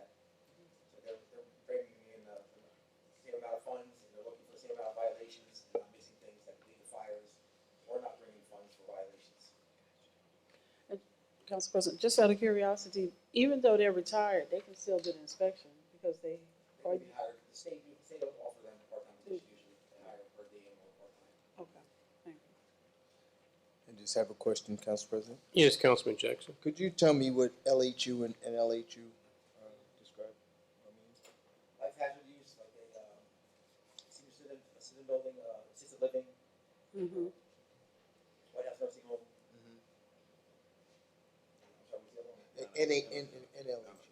No. Oh, non-life hazard use. Okay. Thank you. Jeopardy question. As it relates to OEM, we increased the OEM coordinators. It's collaboration between those in the police department and the fire department and individuals in City Hall. We actually attend county and statewide trainings. Some trainings are online, mandated by the Essex County, and teams have been going there and actually doing things online. And New Jersey CEM certification, looking to have the coordinators actually be part of this class and take the state the state test, so not just to be a coordinator in name, just by qualifications also. And this is something that we're looking into.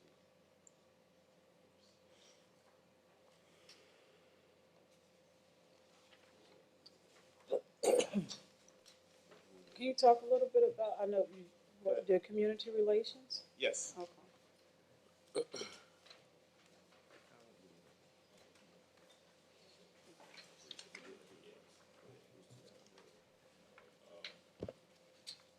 Community relations with an effort to become a more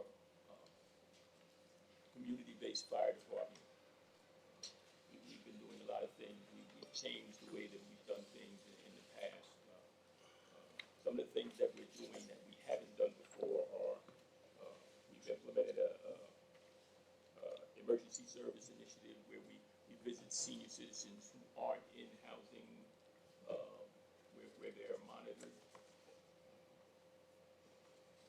We conduct safety programs not only for the seniors in housing, monitored housing, but also for the schools. We do that twice a year. Our gift to give this year, I think our gift to give was the largest gift to give for Christmas, our largest to this date. We've been doing this, I think, since around 2006. And this year, we've had more toys to give away than ever before. The line led from Central Avenue and Lincoln Avenue, a whole city block down. So we service a lot of citizens. Also, our smoke detector program, we procured about 300 smoke detectors that we have that we install. Another change, we used to give them to people who had ID and said that they were residents. No, we want to make sure that these smoke detectors are installed in the home so that we can not only cut down on fires, but it assists us with false alarms. They understand, a little more of what's going on in their homes. We've also installed, in 2018, we installed 120 smoke detectors. Our smoke detector program is in partnership with the Red Cross.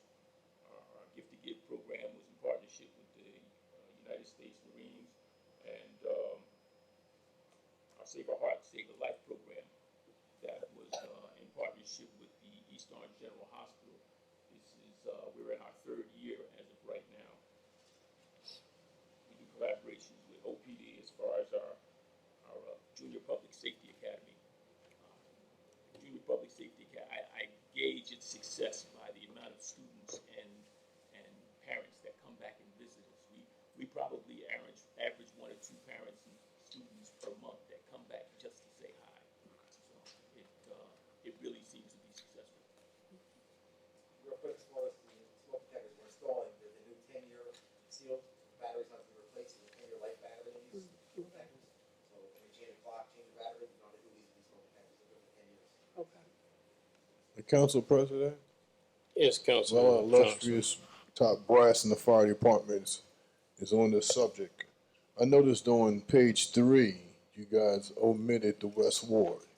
Is that something we're gonna get to, or are we gonna get to that, or we ran out of fires? What was the deal? Councilman, we did do the West Ward because, you know, you were across the street when we was installing them in the house. Okay. I apologize for omitting in the report, though. West Ward consists of 4 districts. That's just one block. I apologize for the typo, but definitely we did the West Ward. Okay, I feel a lot better now. Thank you. I'm writing notes, more attention to the West. And then we have when our next round of smoke detectors come out and everybody's all gun ho, we'll do the West Ward first. We'll start backwards in the alphabet. We'll do the West Ward first. Absolutely, because I'm not getting in a fight between you and Councilwoman Eason. Did you get to the East Ward yet?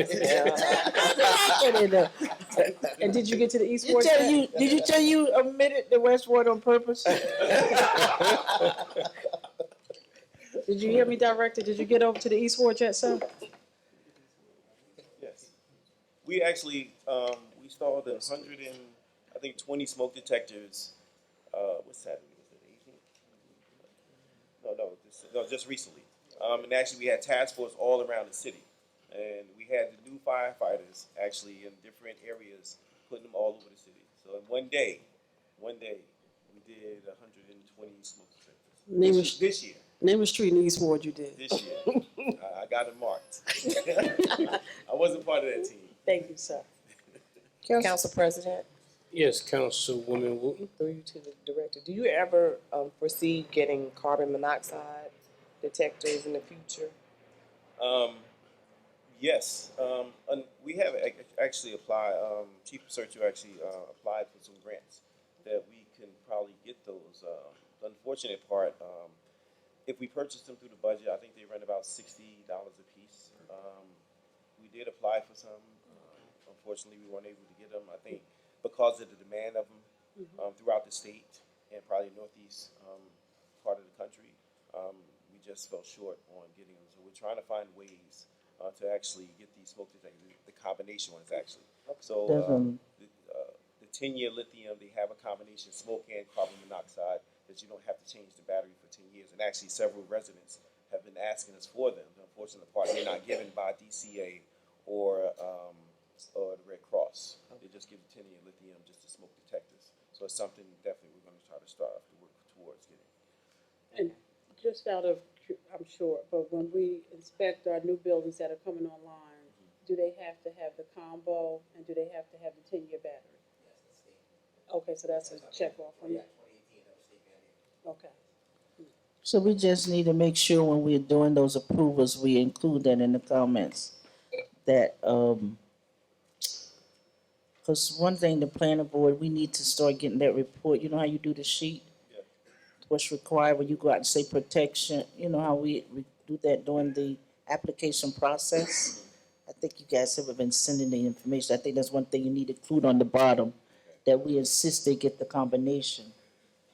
Because most of the things y'all will check off and say, okay, but we need to start getting that form at the planning board meetings on a consistent basis. When they send it over, it needs to come back with your comments or your inspection.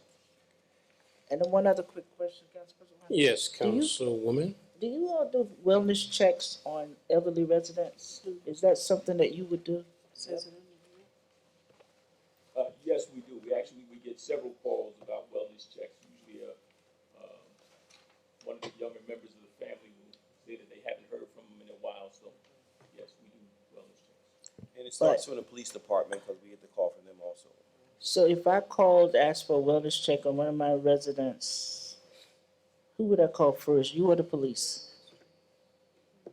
Well, I would not want the police not to get involved because if it's something that we have to enter there we have to have them there. Okay. So I would say if you have to start with the police, they'll prompt us and then we'll both be on the scene. Okay. In general, police usually call us, police will arrive first, they won't get an answer.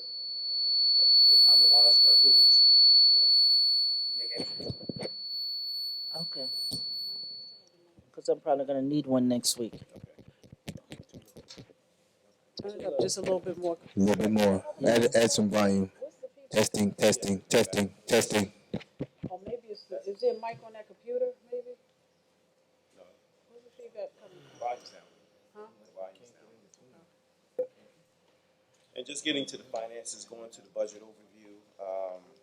If you look for since 2017, 18, and 19, When it comes down to uniforms, because we signed a contract agreement to change the uniforms over to Nomex with the firefighters, we're starting a 3-year phase-in. That's why you see the line for uniforms actually fluctuate from 17 to 19.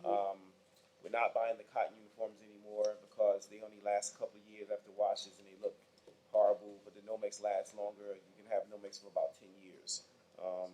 Everything, most of the line items that you see here, employee training, has to do with the new class and the hiring from the class of 17 and 19.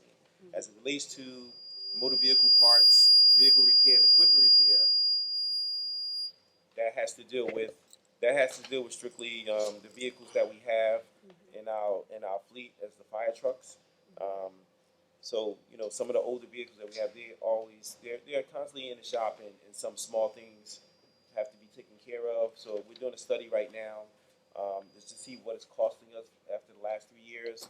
We've been in talks with the business administrator, looking to acquire a better used equipment or actually looking at new equipment in the near future. And those numbers will be reduced. Those line items once the new equipment comes, because we don't even have a backup vehicle. So unfortunately, right now, we're looking into something immediate, but for the future, we're looking at the newer or leased equipment in the future.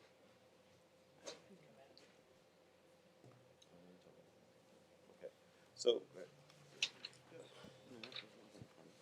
All right, overtime report. In 2017, our overtime report was approximately $600,000. I'm going to draw a comparison between 2017 and 2019. We're pretty much a carbon copy for the most part, with the exception of experience. Due to the fact we hired in February of 2017 as of this year, and in 2017, one of the differences is that we at the end of the second quarter, we were at approximately $400,000. At the end of this quarter, we are on track to be about $100,000 less.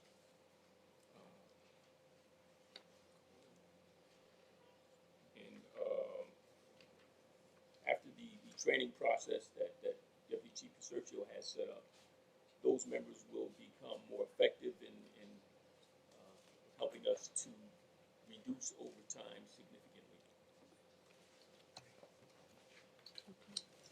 So that being said, the overtime will reduce. Those firefighters, even during the vacation period, the coverage will be there in the firehouse. So it'll be more effective as it relates to the budget. With the business administrator, of course, we have talks about this. Of course, they just finished training, but when it comes down to fire, it's not good practice to let them just come out of the academy, be ready to fight a fire, to get a second alarm, third alarm fire right away.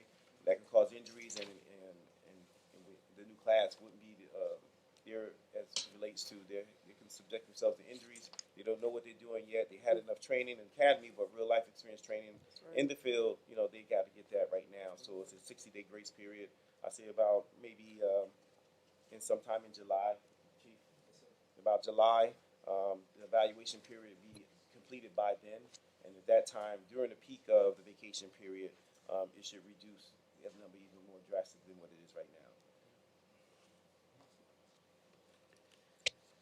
Capital improvements, this is some things that looking for as it relates to the fire department. The lighting in the firehouse, the city of Orange actually just replaced the lighting to reduce the footprint, electrical footprint in the firehouse. The dorms with cubicles, this is something that we're looking into. Right now, we have 2 female firefighters. So as it relates to the privacy in the sleeping quarters, we have a couple of quotes for that right now. Gear lockers, another one we have quotes for, because downstairs they prevent mold on the gear when it gets wet. It has to have open lockers. The flooring in headquarters, Washington Street Firehouse, there's still some issues there that I'm sure you're familiar familiar with as it relates to its current closing. Extrication tools, those are the tools that we use to cut out people from cars and vehicle accidents. Those things need to be updated. New and used apparatus, I stressed that before, looking at either leasing or purchasing in the near future from the talks with the business administrator. Office furniture, communications equipment, and the SCBA harnesses. The SCBA harnesses right now are at their life expectancy. Chief Researcher, you can elaborate on that? Okay, so again, fire service basically 10-year life expectancy with our equipment. In an urban environment, a little busier, more fires, life expectancy can be a little shorter. But there's an NFPA recommendation, all SCBA's can be updated to be a certain specific type by 2022. Our SCBA is becoming up on their 10-year life expectancy about that time also, so it's capital improvement that we're looking at. What is it? What is that? Yeah, FCBA, I'm sorry, ABC. So it's the breathing apparatus, it's the air units that we put on to breathe in fires. Okay. So it's our main defense in fires. And you said I think you said NS. And NFPA, the National Fire Protection Association. Okay, just so. They basically are the governing body for recommendations for fire service. Okay. Council President, Yes, Councilwoman to you, to the director, when you say office furniture, Yes. going back to that slide, does it have to be new? No. Or what are you looking for? Since we have more civilian staff upstairs, and it's just some furniture some of it is broken. Like, for instance, my assistant, her desk is held up by 2 up-floors. Okay, let me ask another question. I know where you I just gotta follow up. But this administrator, can they accept donated furniture? Yes. It doesn't have to go through the state or nothing of that nature? No. In fact, How- we took donated furniture in City Hall from Montclair State University last year. I will check and let you know next week, Okay, thank you. all right? And just the final recommendations, just to stay on track with the hiring process, talk extensively with the business administrator, is that we actually kind of repeating the past through attrition, because we're hiring every 2 years since I've been here. We're looking to lose possibly 10 or 11 individuals by February 1st next year, because they are due up for retirement. But it's kind of hard not to hire when you have a need. And for years ago, I mean, it's almost a 10-year gap in the department. If you look at some of the graphs that we showed you, back in 2016 when I did the budget presentation, 44% of the department is actually over 20 years, and 44% of the department is under 10 years. Now it flipped. Now 71% of the department is under 10 years, and 12%, was 12%? 12% of the department, or I think a little higher than that, is over 21 to 30 years. So, but we have a need right now for the city to help the residents, to help the department, and reduce our spending. Increase training for the fire personnel, because we have a young department, they're constantly going through training for the sake of preventing injuries and make sure everybody knows their job exact. Community training academy initiative. When we go out to the community teaching fire prevention initiatives, tell them about smoke detectors, to pass as it relates to fire extinguishers. These are the things that reduces our fire footprint in the city and is a huge community. And that's been very effective, especially if you see back in the graph in our operations that the fires are down. Central dispatch. Go back to what the police department was talking about. It's something that was considered a while ago. The fact that our dispatch is contracted out of the city, our fire EMS dispatch contracted out of the city. So if we were to bring a central dispatch or a location, that can all come in-house and keep everything in town. So we pretty much in control of all of that. And the purchasing or the lease of new fire apparatus, and that's something that we're in discussions with right now.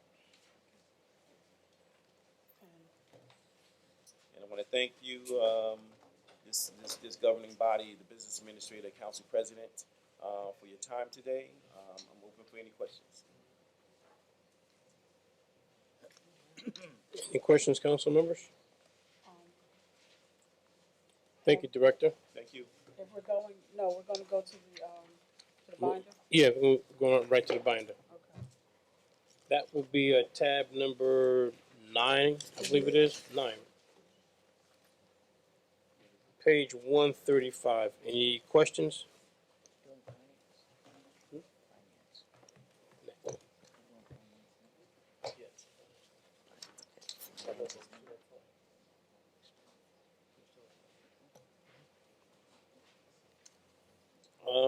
So we put in this budget for 2 new recruits for this year. That's what that is, and I'm looking at page 137. I see at the bottom, half-year prorated. That's not included in the class we just graduated, correct? The two right here, Yeah, at the bottom. half year prorated. That's two, What? The half year prorated? that's for Yeah. 2 new, That's for 2 additional spots for this year. Okay. or 1. But, do we have the opportunity to bring somebody in from another agency? Or is it that easy with fire as well? That'd be up to the municipality to intergovernmental transfer, From both municipalities as agreeing? long as they're civil service. Right. And So, on 137, if you flip the page, you'll see that there's 4 more half-year prorated. so it's 6, Right. and I asked that because everybody doesn't just have to come through the county, they can come through in the governmental transfers, correct? They could either come through intergovernmental transfers, or they can put themselves back on the civil service list and be hired directly off the list.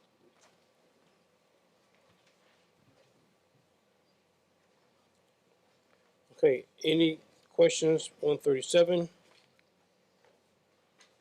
138? And I think, in your presentation with the OEM, you're kind of expanding the role of OEM, making sure that more people are Are you on engaged. page, what page are you on? It's on 138. Okay. And there's more people involved under OEM, you're expanding that area? Yeah, I would expect the members of the police and the fire department and those individuals at City Hall expanding the training. Do we still have a CERT team? We had a CERT team and we're trying to reestablish that. Okay.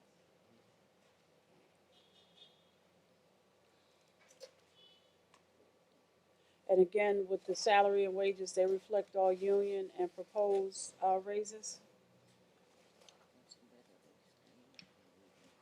To the best of my knowledge, I believe so, yes.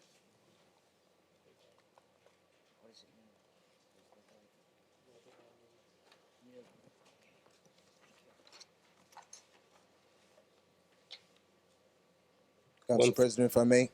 Yes. I'm looking at page 138 and 139, the FOA Retro 2010, 2018. Could you explain what those are, what that is? Those are the numbers for the settlement or the conclusion of the arbitration that dates back to 2010. That's the breakdown. So that's after we had, they were operating without a contract, and now we're finally Well, this settles the retroactively paying contract those. from 2010 through 2016. All right. Now I have to address 17, 18, and going forward. So this is retroactive payments. Correct. Thank you.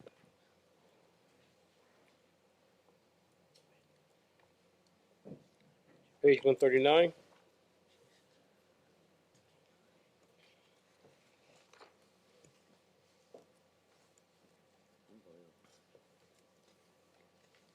Any questions on 141?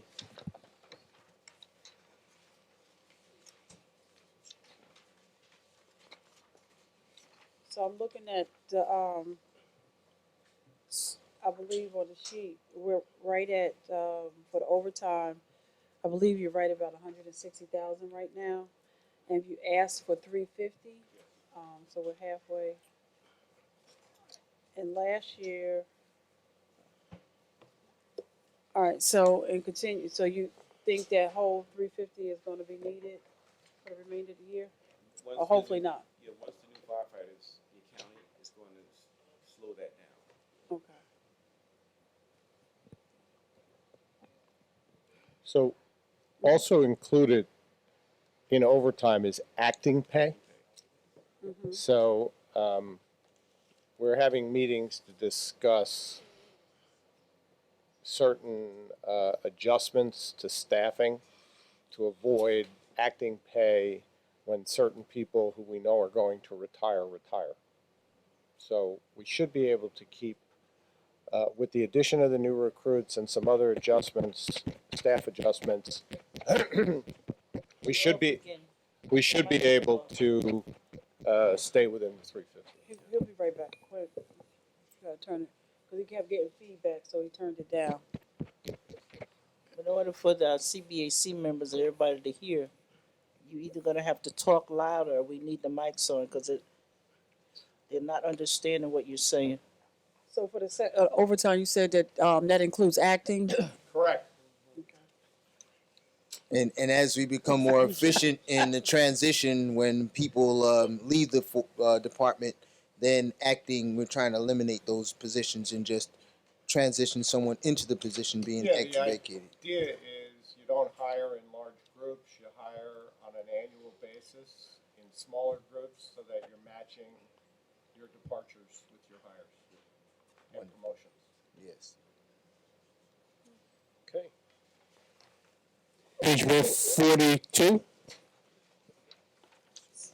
So actually, fire equipment, that's under capital, but you have, correct? Yep. Okay, but under motor vehicle and parts, you've asked for 7,000 for this year? And what would that be utilized for, cars or maintenance? Mostly one-off parts on older trucks. And then we'll talk about, so you have motor vehicle part, okay, so 7,000, repair 25,000. Do we have a space in here that we allow for any actual new or all of it rentals and leases? And that's zero, so you don't, In the fleet management line item, that's, I believe, under administrative services, that includes either 3 or 4 new pursuit-rated Tahoes for the fire department to retire the older Tahoes and Durangos. But none of the big equipment can be purchased that way. We have to do that either through the county's capital lease purchase program or through a bond issue or some other lease purchase agreement. And I'm aware and have received descriptions from the administration of the fire department regarding their needs in that regard. and Council President, I just had to pull an ordinance before I ask a question about salary. Going back to the salary, on page,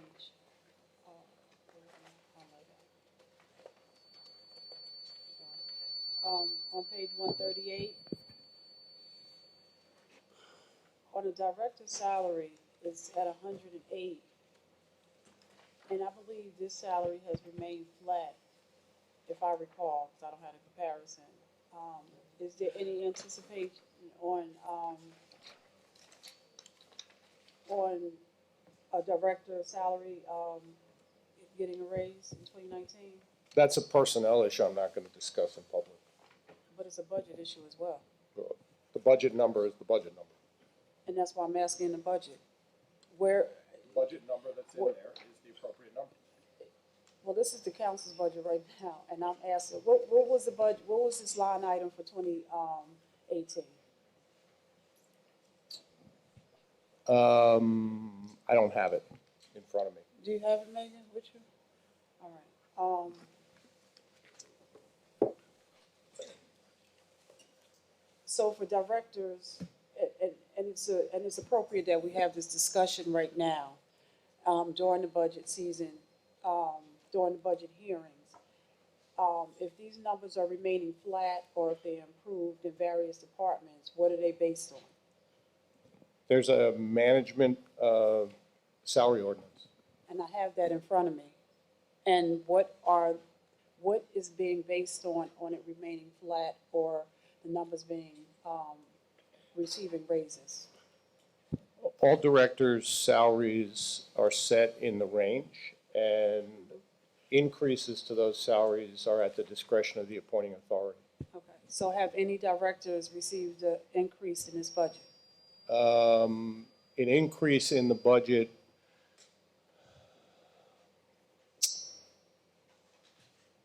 I believe that there are at least 2 directors, possibly 3, who have received an increase since the 2018 budget.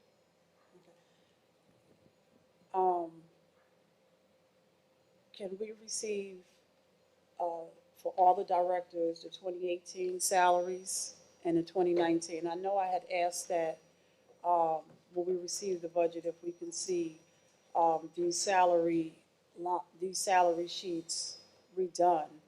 And I believe Ms. Lanier sent that, email out so that we can see the comparison, 17 versus, or for the last 2 years for that matter, of the salaries. And that's something I would like to see before the budget hearings are completed, before we have our work sessions. I asked the finance department to produce it. Okay. Thank you, Council President. Yep.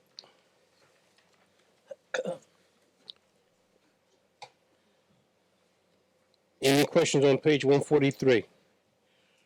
Council President. Yes, Councilman Could you Jackson. explain what contractual services are for?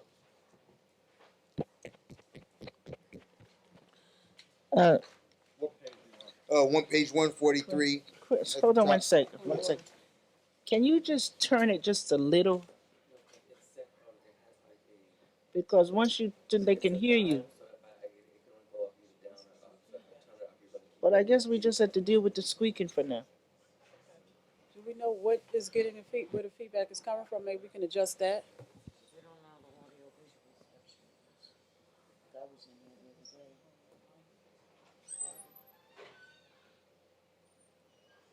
Should be able to address it from the back. Your question, Councilman Jackson? Thank you. On page 143, the item for contractual services, could you explain what those are for? It should include things like the contract with RIMS and contract for radio maintenance. There should also be a contract there for the tanks to be refilled with air, things like that. Thank you.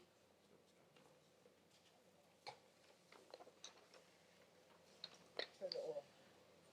That way you won't compete All with that. Director, any closing, CBAC, Director, any closing comments? Council President, Yes. CBAC. I know, but before we move on, does he have any closing comments? First and foremost, on behalf of the City of Orange Township Fire Department, my administrative staff, I want to thank you for allowing us to present the budget for 2019. I want to thank this administration for always supporting the fire department and our efforts to keep the residents safe. We always try to do our best to be that pillar in the community that everybody can look up to, and also as a beacon of assistance and education. Thank you for your time today. All right. Thank you, Director. CBAC representative, want to speak? Any comments, questions, CBAC? Who's going to speak for the group? That's what they need to do.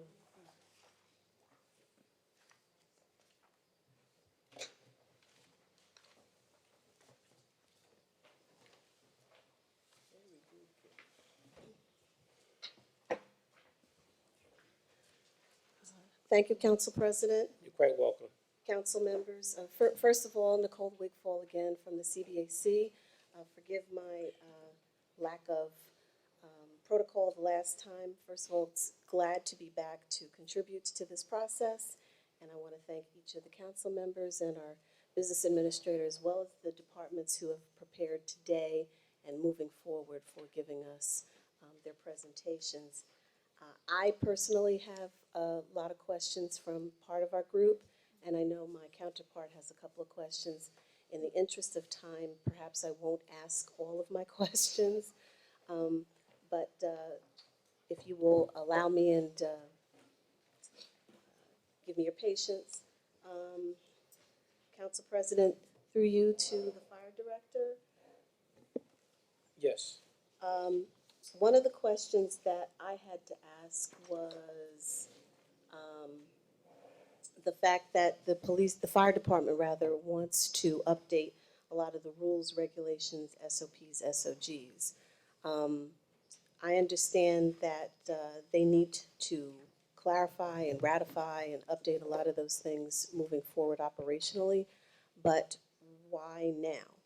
Why the decision to try and do that now if they haven't tried to do it before? Can I answer? Sure, Director. All right. It's not a now thing, it's continuous. Since I've been here, Deputy Chief Paserchio, Deputy Chief Spearman, actually, it's something that we've been working on.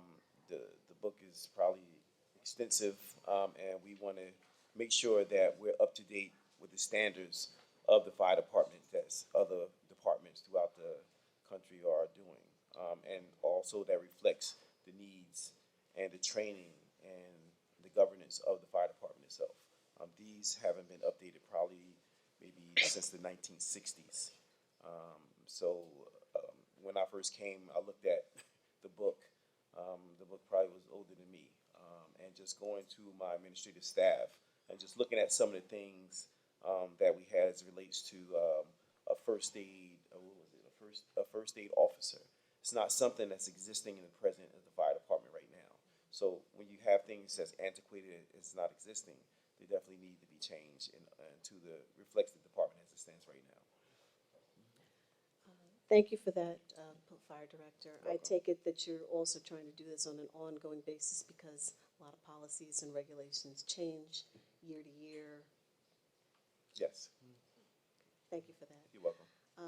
My other question would be, I noticed rather, the closing of the Washington Street facility.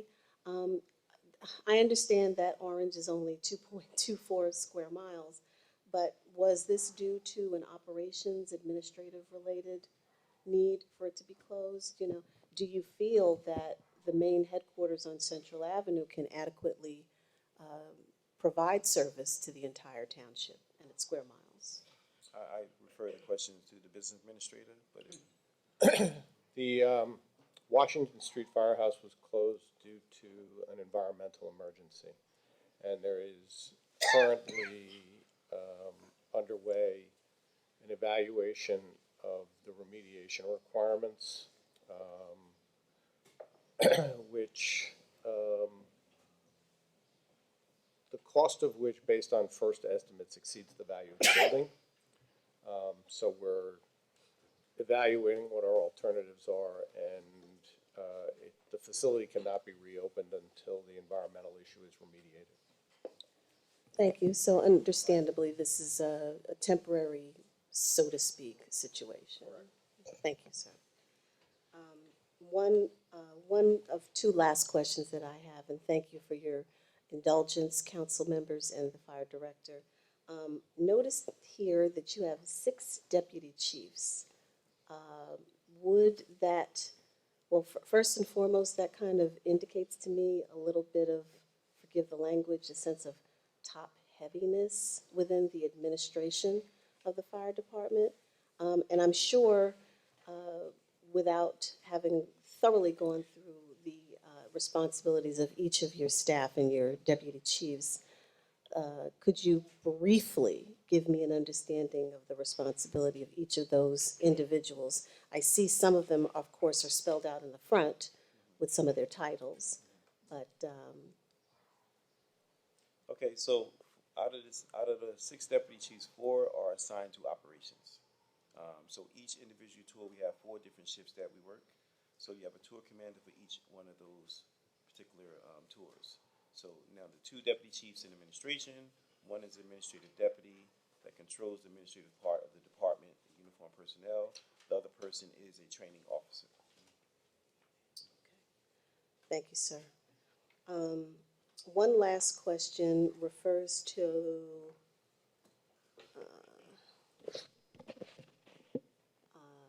your overtime report when it comes to your requesting budget for the coming year.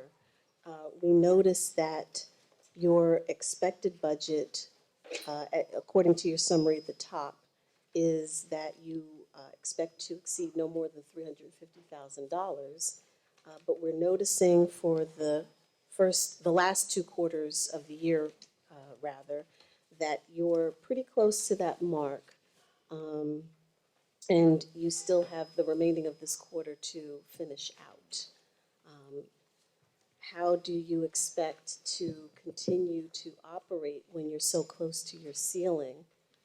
It looks as though you're going to not just reach it, you're going to exceed it.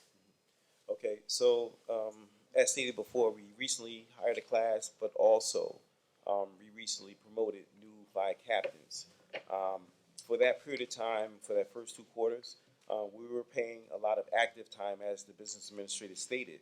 That number doesn't reflect only overtime, but acting time also. With the promotions, it reduces the footprint of acting time that actually part of that budget, and also the overtime that we had to pay for captains also. So that number does not reflect from, well, we did the ceremony on May 10th. So the next day, now for that period of time from January to that up to that time to present, that reflects what we didn't have, what we was deficient in as it relates to manpower. Thank you for that, sir. But my follow-up question to that would be, based on some of the recommendations that you have put forth to the body and the administration, is for you to bring in and, bring in a class of new hires over every 2 to 3 years. Yes. So we're assuming, obviously, that you have counted into that possible people who would retire, Yes. and or people who could move up through the ranks, Yes. to replace those who have left other positions. Okay. Yeah, it is actually in this existing budget. It is positioned for prorated for half the year's salary. When February hits, from now to February, we have about 10 or 11 people that can leave. They will have their 25 or have it already existing. So with anticipation of them leaving, of course, we have to backfill those positions. Now, mind you, some of those individuals are officers. So with that being said, we have to take from the bottom and push up. So not only you have firefighters, but you have captains and possibly deputy chiefs also. Thank you for that, Director. To my question, to my point, yeah, basically to fill up positions that were vacated by. Absolutely. Thank you, sir. You're welcome. Thank you, Council President. Thank you. You okay, baby? Are you coming up? Or no?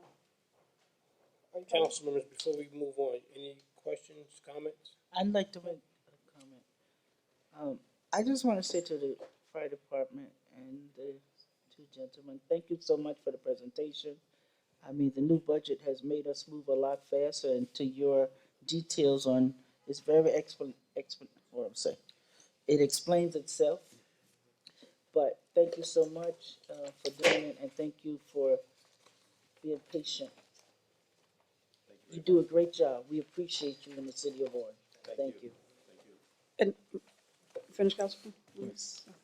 Council, Director, are you aware that,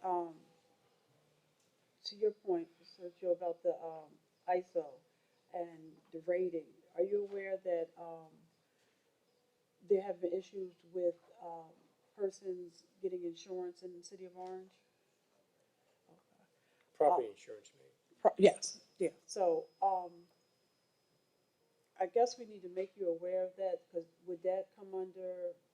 It's part of their homeowners insurance policy. Mhm. The ISO rating is a section of that where the required coverage would be. Not necessarily would anybody be declined for that.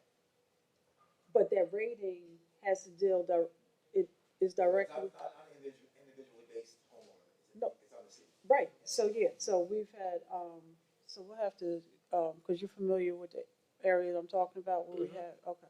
So we'll talk about that, yeah, and see if we have to let you look at that area, possibly help dispute, some of those things.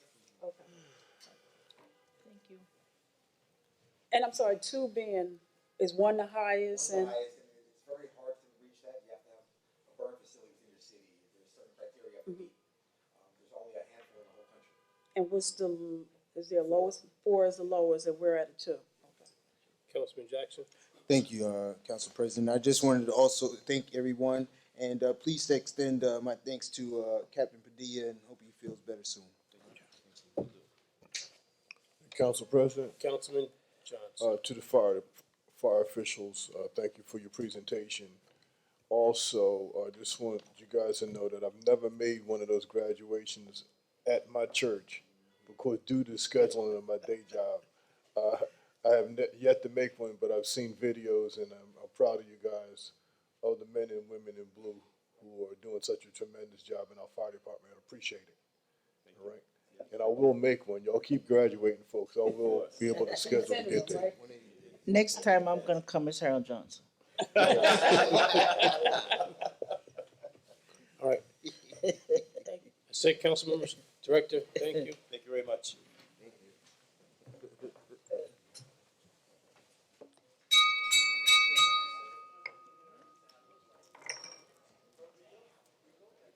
We got 4 people, let's go. Mr. Clerk. Come on, Madeline, we're moving. We can't start without the clerk.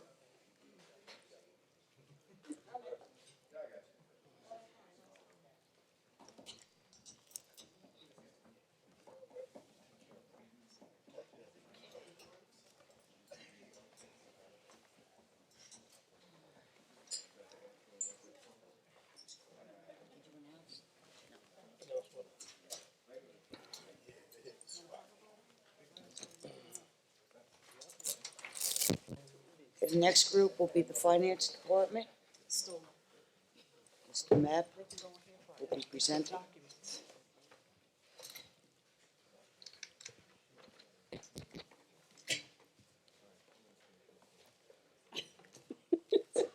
Got you. By chance, do you guys have a handout, or we're just gonna work right from the book?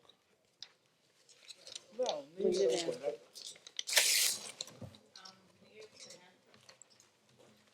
So is this right here we're working from? Is this? Financial people. They don't know like nothing pretty. That's their idea, man, that's their idea.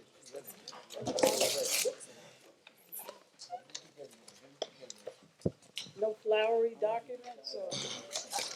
Are you ready, Mr. Council President? Yes, Mr. Matt, we are ready. Well, good afternoon. Good afternoon, Mr. Matt. We are the members of the finance team, the regular part of finance, as well as the tax collector and tax assessor. And we're here to present our budgets, and to answer any questions that you may have. And we have distributed some of the transaction audit trails, which will provide more details to what you have in the budget.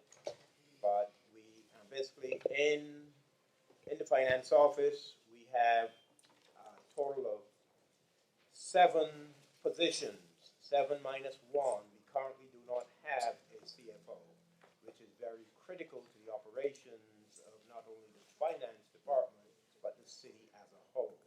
And that is something that needs to be addressed. And then in the tax collector's office, we have a total of 5 full-time individuals, and in the tax assessor, there are 3 individuals in that office. And so we are ready to respond to any questions or concerns that you may have. And if you so choose, you can begin with regular finance, which is in my direct area. Okay, I just have one, I believe at a meeting or so ago, I know we don't have a CFO, but we passed a resolution to, bring on a temporary, CFO, Mr. BA? To basically name a temporary CFO for $1 a year. Okay, so So in reality, that person is not here on a day-to-day basis to do and to perform the functions of a CFO. That person signs documents, but we don't have a person on staff doing the day-to-day functions of CFO. okay, right.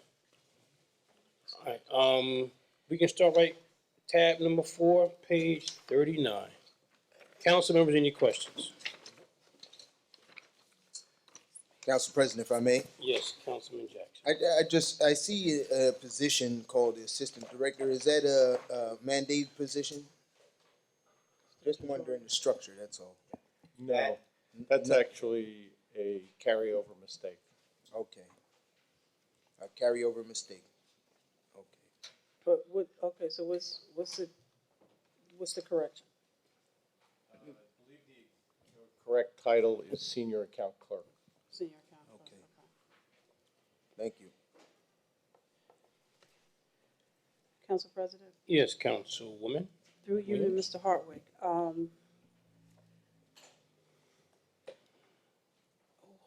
what's the entity that we have that's the contracted entity? What's the? Say it again. Supply Clooney. They offered a suggestion with,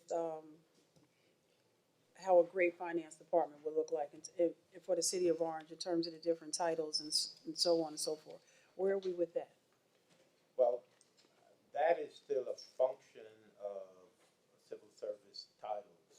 But in terms of the structure, dividing responsibilities, that is something that we have not officially put the names to those areas of responsibilities, but we will be doing that very shortly. Okay.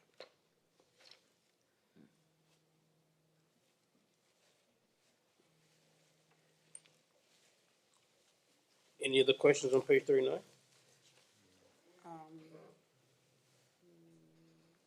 Nope. Page 41.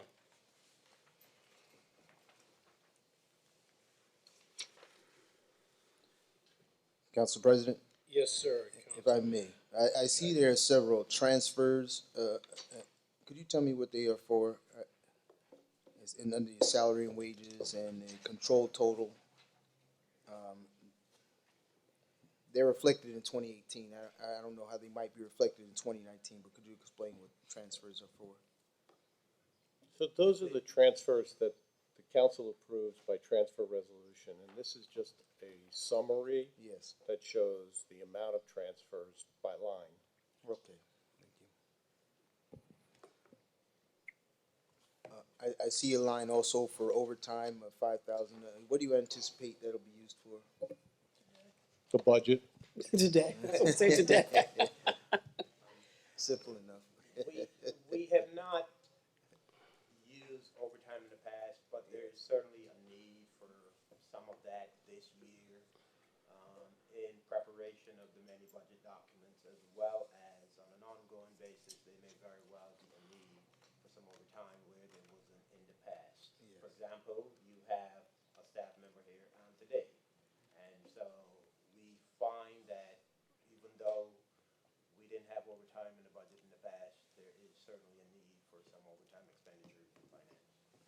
Thank you, Mr. And a very limited amount. Certainly so. I have another question. Looking at the equipment and repair maintenance, this is a general question, one of those too. The administration have a repair and maintenance budget that they use for the offices, or is this just representing the component that's for finance? It's a small amount, but. It's a small amount, and we didn't spend any money in that area previously, but it's a small amount, just in case we have a need for such repairs, and it's an amount that the council could choose to. Sure. I would just want, because I know there was some effort to try and combine necessary services between departments, and if this, there was some equipment repair and maintenance, like for copiers and those kind of things. That's in a separate administrative services account. Okay. This actual $250 is estimated to be able to fix the safe that hasn't been able to be used. Oh. Gotta have that. Thank you. Council President, Yes, Councilwoman Williams. I have a question. Director, we've been anticipating being able to pay, taxes online. Where are we at? Fees, generally speaking, fees throughout the, any fee that a person would come into City Hall and pay. We're anticipating that citizens can just go online. Where are we at with that? So I don't know if the director saw the emails yet, but there was a flurry of emails late yesterday. And there's a meeting with the outside vendor on Tuesday to work out some of the final credit card and portal security issues. And I'm anticipating that if that goes well, within 7 days of that meeting, which is Tuesday, we should be up and running. Council President, Councilwoman Wooten? this is either for the director or the VA. So with that being said, I know that the RecPro software allows for that. So would that be incorporated, or is that person a part of that vendor, or how would that work? So the first phase will be to roll out Edmunds for tax payments and water and other fees. Water's already on Edmunds, right? No, you said water. It's online, right? So I can go right now? Through Suez. Where? Yeah, I'm talking through about Suez. actually being able to set up the ability for residents to pay their water bills through Edmunds directly. It requires an amendment to the Suez contract. The next step, or one of the next steps later this year, will be to try and convert the Recreation and Community Services Department over to Edmunds as well, so that they can also pay online, all residents for all rec programs, without having to maintain two separate software programs in-house. So we don't really, if we're going down the Edmunds path, which we have to for taxes, we don't need to keep RecPro. So at that point, would the finance department would take over? They'd actually have a connection so that when the rec fees are paid, they'll be able to put them to the general ledger, just like they can everything else through Edmunds. And we'll be cutting out like 20 steps. Okay, thank you. And just continue that, but I know when we interviewed and we were getting Edmunds, they said that they were compatible that with RecPro, because that was one of the considerations for that software. But you'll iron that out as you, that'll be a Tuesday meeting. Okay. What it is when they say compatible, what they mean is, yes, an interface can be built out. It doesn't mean that they're actually compatible at the time. Okay. So we have the same issue with the Suez billing software. It's not compatible. Okay. Also, your employee training line, I see 5,000, but you spent 3,179, and your probably department, or probably one of the departments, I'm looking at the collector, the assessor, but you have CEU requirements and things of that sort. So I'm just, and then I guess through the what's the JIF? Is there trainings for finance under there as well? Not really, but Most of their training is license related. right. So that's why we No put 5,000. continuing ed under them. Okay, good. And what you're looking at here is just finance. It's not the other two. Okay. Okay, but this is sufficient for just for finance. We believe this will be enough to take us through the end of the year. Okay. Thank you, Council President. Okay. Page 42, any questions? Council President, if I may. Yes, Councilman And Jackson. this is continuing the general questions I'd asked about the professional and contractual services. Could you explain what those are for, please?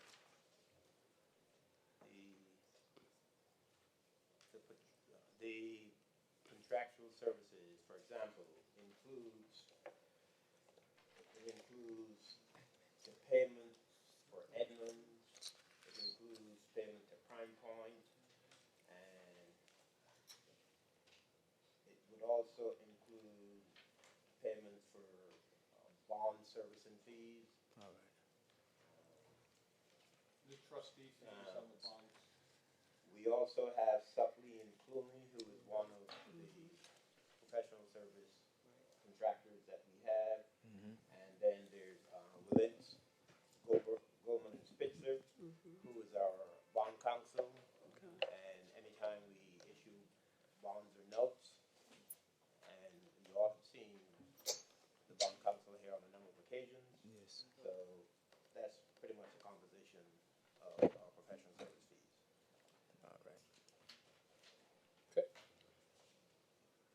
Thank you.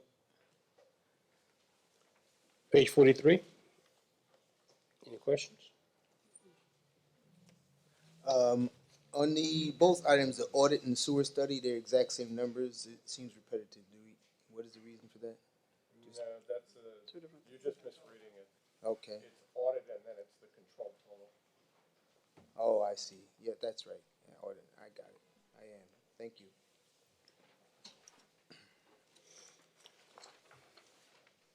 Page 45. Any questions? There's a title correction on page 45. The first title should actually be Assistant Tax Collector.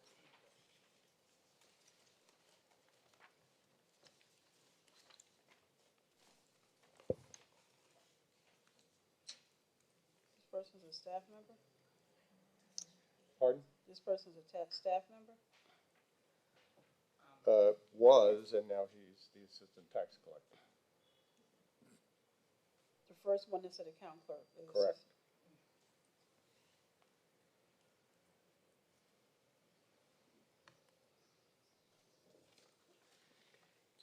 Page 47.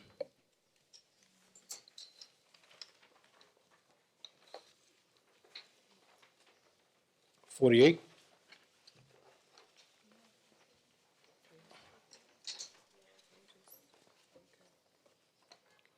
$49. I'm sorry, Council President, can we go back to, page 45? On the first one, what's the date of hire? I have to go and look, but it was shortly after, what? It would be close to the date of the resignation of the last person. Right. Okay, so this is in 2019. Yeah.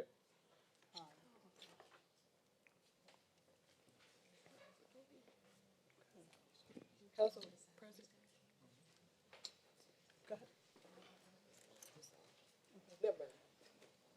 Page 49. If Council President, if I could ask the same question on page 48 that I had asked about professional and contractual services, could you explain those, please? Okay, page 48. Page 48, yes, sir. Yes. Okay. You gotta talk loud. Can you speak up just a little bit? The tax professional, we have Jerry Ritterello. And the contractual services is the same reference? Contractual services would be Edmunds. All right, the software packages you utilize. And our previous First Bite that we have to keep. All right, thank you. So the software is paid for, this is just for maintenance, what is, because the software we purchased, so what are these? Just maintenance, any questions we have. Technical assistance. Support. Okay, there was no questions on 49. 51. So, Council President, just so that everybody, if they want to follow us in their books, if you look on page 47, under employee training, we're going to increase that by $500, or we're recommending that you increase it by $500. And on page 48, where there's travel allowance, that's where we're going to take the $500 from.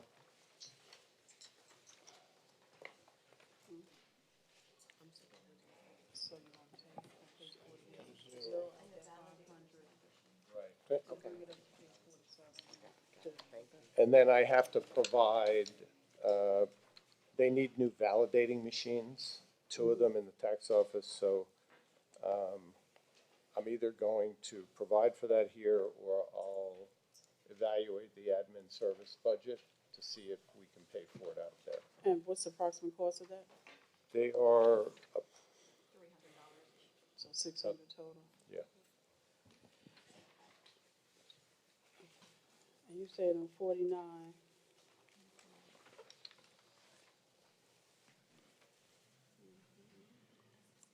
So 49, on the first one, we finally fixed this on page 49.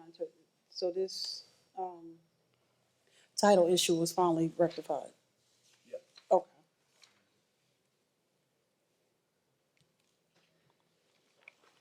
Okay, page 51.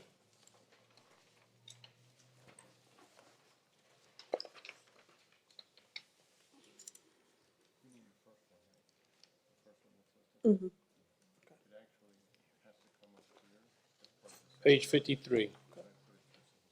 Okay.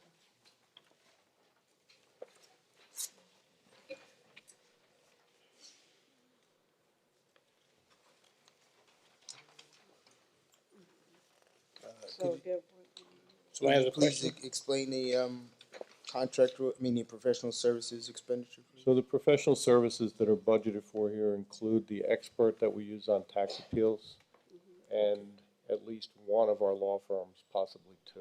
Thank you. good, it's nothing for contractual. Okay. So, in the assessor's office, you guys don't have any, the software, there's no software in the assessor's office that deals with ratables It's and, provided by the county. oh, and so it's the same program and we just have it? We don't have to pay for it. Okay. Council President? Yes, To that note Councilwoman. about so through finance, are we caught up on all the prior year's bills? Do we have anything that's hanging out there that might hit us and cause us to have to spend thousands of dollars in last year's bills?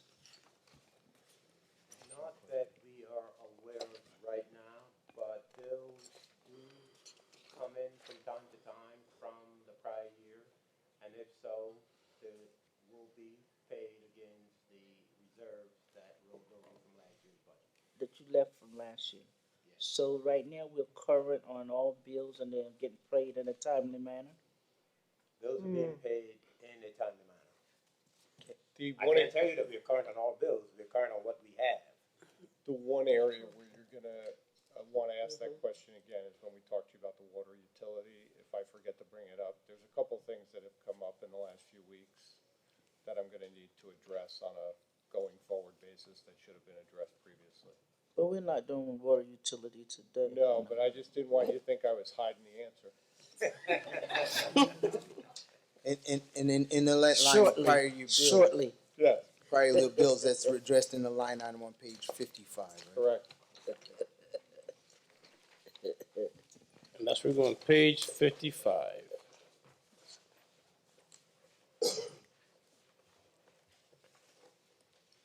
Council President, Yes, Councilwoman Wooten. through you to the VA, can you, explain in the defense of the finance department, the purchase order system? Because sometimes I hear out in the public that they're behind on certain bills or they haven't paid certain bills. And I don't think people know about our fabulous purchase order system. Like Sure. a summary, like the Cliff Notes version. Sure. So in order to get an authorization to be paid, under the state procurement laws, and Mr. Mapp will correct me because he does every day, you have to have either a quote or bid or multiple quotes or bid results. You take those and depending upon which you intend to award based upon those quotes or bids, you create a requisition in the system which requires 3 levels of approval. The first level is by the department head, the second level is by the CFO. Mr. Mapp has been kind enough to do the second level approvals in the absence of a regular CFO. And the third level of approval is by the business administrator or the mayor's designee. Once the third level is entered into the admin system, a purchase order is automatically generated by the system. That purchase order then requires the signature of the QPA, the department head, the vendor, and the CFO. And once it's generated by the admin system, it's a paper process. It literally requires hand signatures from those 4 individuals or entities. Once those 4 signatures are in place and the paperwork is checked by the QPA and the department head, then and only then can it go on the bill list to be approved by the city council, and then after that happens, a check can be issued. There are certain instances or categories of expenses where you don't have to wait for the bill list, and those are usually utilities, which because they can shut you off, often that process doesn't conform well to timely payment. So, did I leave anything out? No, I think you did fine. I think it's important to stress that we don't get bills and sit on bills. Right. Bills are paid as they come in, as they're properly authorized by the department head to indicate that the goods were received or the services were rendered, and we pay bills as they are due. Sometimes. And 9 times out of 10, if somebody's waiting on a payment and complaining about it, it's because they didn't follow the process. That's correct. Thank you so much. I just want you to stress that to the citizens and the public as well as some vendors. Because they should know the process as well.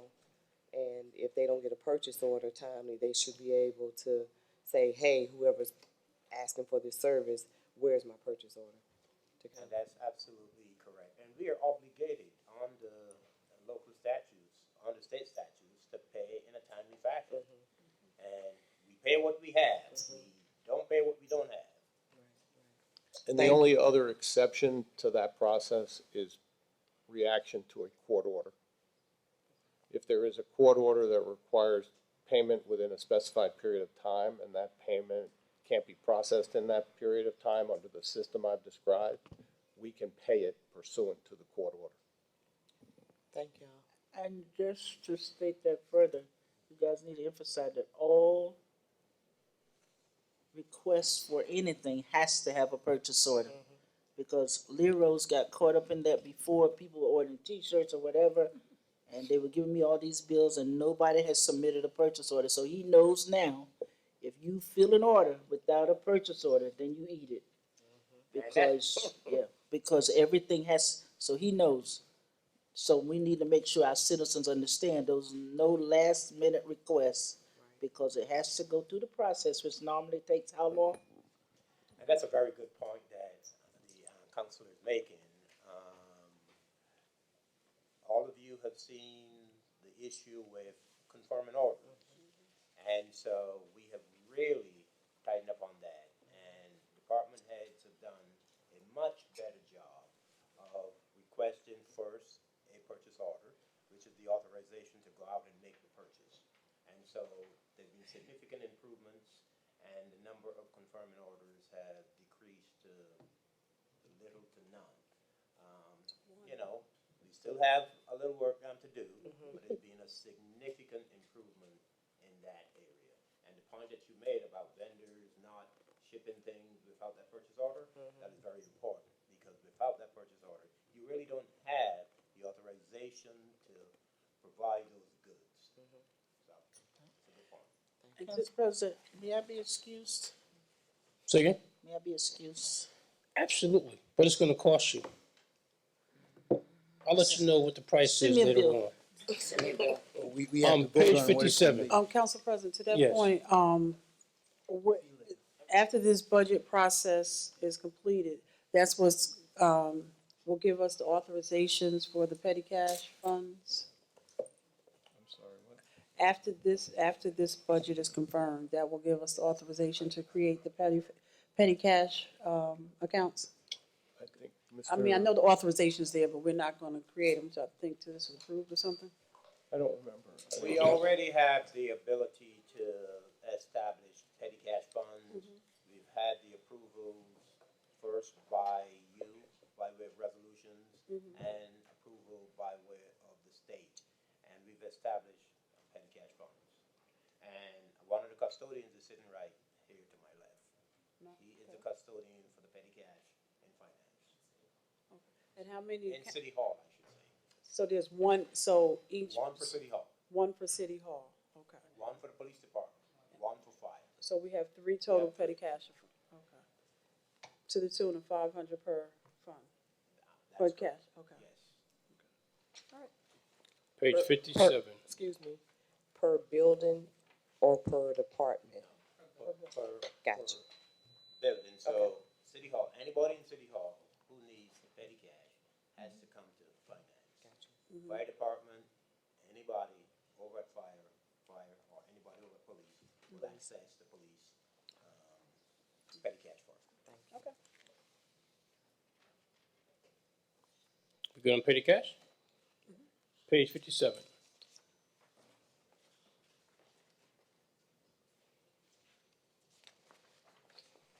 $58.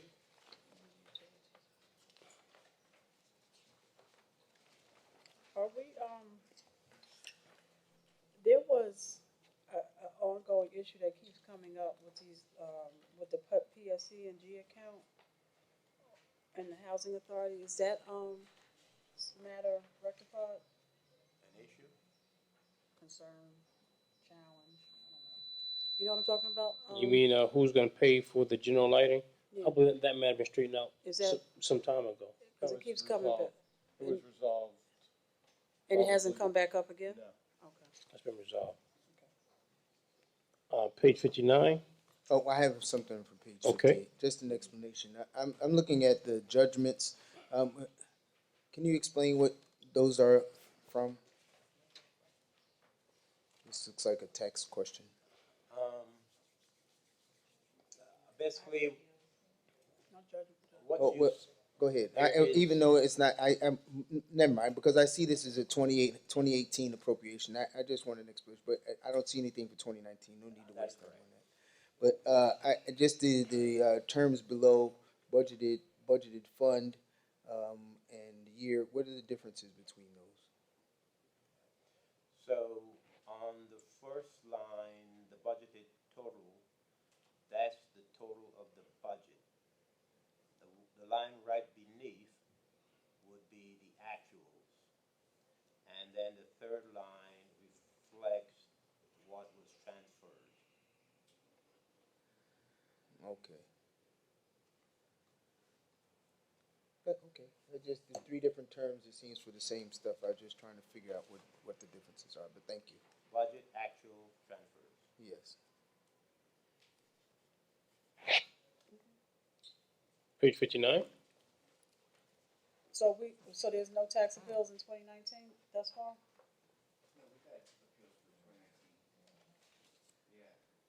Okay.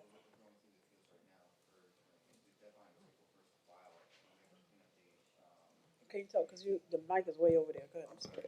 That's okay. Yeah, so we're wrapping up county appeals right now. Our cleanup date is June 18th, but then after that, the state appeals we're gonna start working on, but those go back to 2014. Mhm. So there's just a lot of open cases that we're gonna try to settle or resolve. Okay. Do we have a number on, Total state appeals? yes, It's, as of middle of April, there's around 526. But that's, going, some cases have 4 years pending. Actual cases themselves where it's just one entity, I don't have that figure. That's something I could probably try to extrapolate. okay. But, as far as, county appeals, for this year, we had roughly 200. I can give you an exact number Okay. on Monday. Okay. If you want.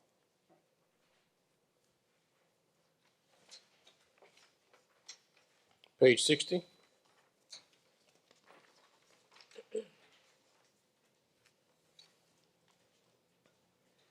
Page 59, I'm sorry, Council President. We have the Comcast grant up there, which brings me to, reminding me that, we have settled our Comcast agreement, and we have agreed to have 2 stations, and that second station is not up and running, and I would like to know the status of that. And that station, was so that, the intent was so that the city could have 1 station and the school could have 1, and then they could run their programming and we could run our programming. And what's the status of the schools? Yeah, I don't know off the top of my head. I'm gonna have to check with Royster. Okay, and because do we know if the letter even went out to the school to say this is, because that's what starts the process? I don't. It's not something that I had day-to-day over, so I will, I'll check on the discussions. I know there have been some discussions because I've seen some emails I was copied on regarding equipment descriptions. So I know there's been discussions, I just don't know what the status is. Okay.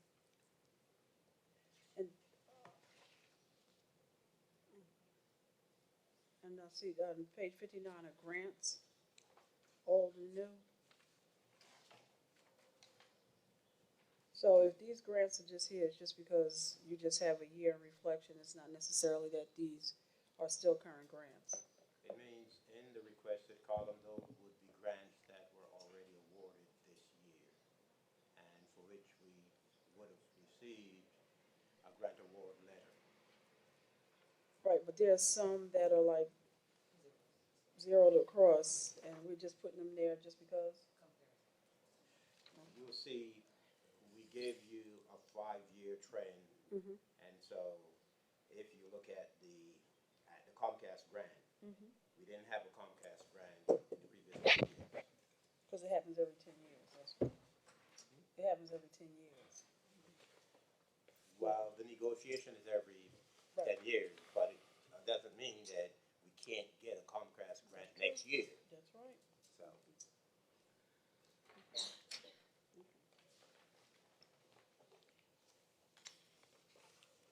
Page 60.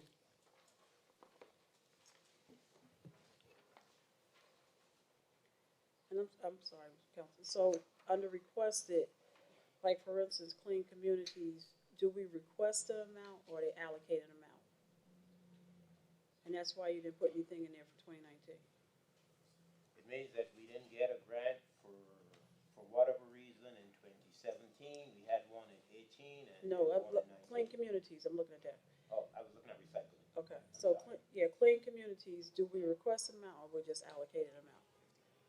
Because I know that something came down in 2019, and this sheet hasn't just been updated to reflect it. You know, I don't think it's a request. It might be some formula, but I'm not sure. Okay. But because you get a different amount every year. Okay.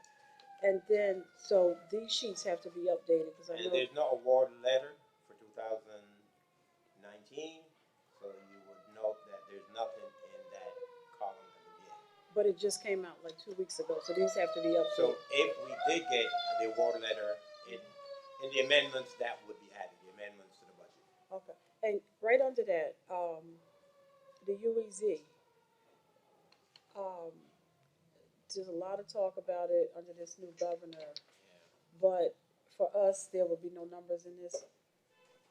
You're not getting any more money from UEZ. So, okay, got you, period, okay.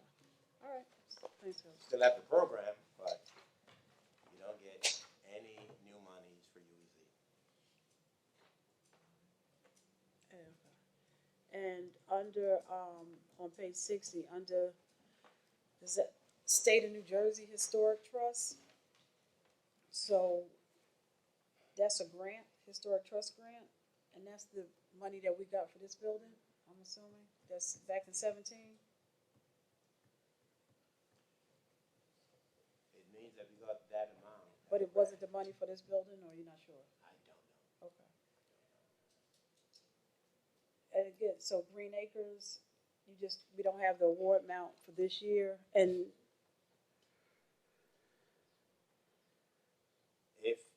If something is awarded between now and the adoption, it will be entered into the budget. If not, any awards after the budget would have to be added by way of chapter 159. and for the body armor, we didn't get anything in 18? That's not right. So just to back up, according to my notes, the historic trust numbers you're looking at from 17 relate to this building. That's when the reimbursement occurred. Mm-hmm. With regard to the Green Acres, those are the funds that were used for both Alden and Colgate Park. The 18, the 1 million, We have an application pending for the Green Acres funds. We haven't heard yet, so we'll add that one in if it comes in.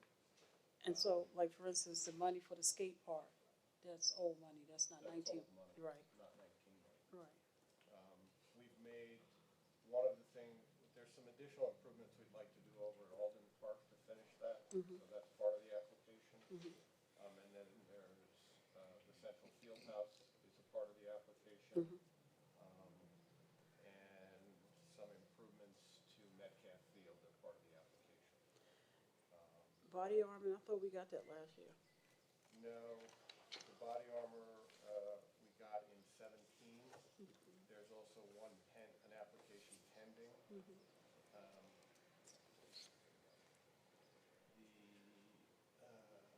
Bulletproof vest, we haven't got, okay. That's because we're actually paying for the bulletproof vest through forfeiture funds. Okay. And let me just see what else. I don't see the DOT grant on here. That's the, street money. Okay, It's on the very first one. okay, so, right, On page 59? yeah. Is that what we've received, or is that what we were awarded? That's what was awarded. Okay, And 18, and this is, and in the requested, so in that one, we actually requested, or that was, or we could have received that year to date, Which one? under the DOT. Under the DOT, that's the amount that was announced as Okay. awarded to the city of Orange. Mm-hmm. And as you spend those monies, you'll be reimbursed. Okay. So going back to, page 61, you with me, Ms. Hartwick? Yep.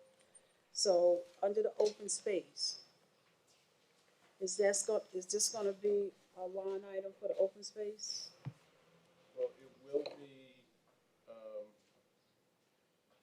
Or is that, and like, for instance, in the 14th, that was probably money we received from the county, from their open space?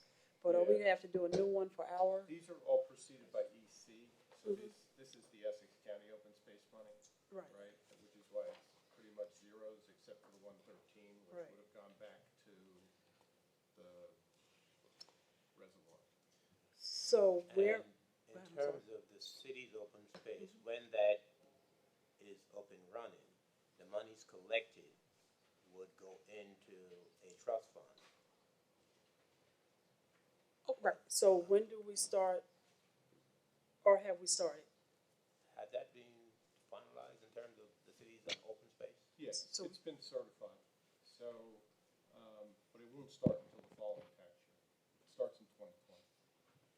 This is like a dormant of collecting before you can start drawing. That's right. So you're saying that you don't even see it in the You don't 19? see it because in 18 you didn't have it as a revenue, so you can't. No, I'm project- saying this 19, you That's won't. what I mean. In 18 you didn't have it as a revenue, so you can't show it in your 19 budget. Okay, Because you can only show the revenues that you had in 18. So so you, you'll see it in 20 okay, because it'll come in this year, and then you'll have an account set up as a trust account. but we are, well, so I go pull my tax bill, it'll be on the tax bill? I have to go and see whether or not it'll be on the next quarter or whether it'll be on the third quarter. I don't remember. So Municipal Alliance.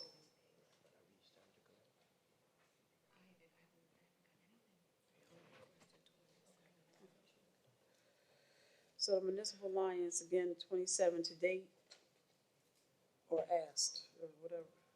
Visit, okay.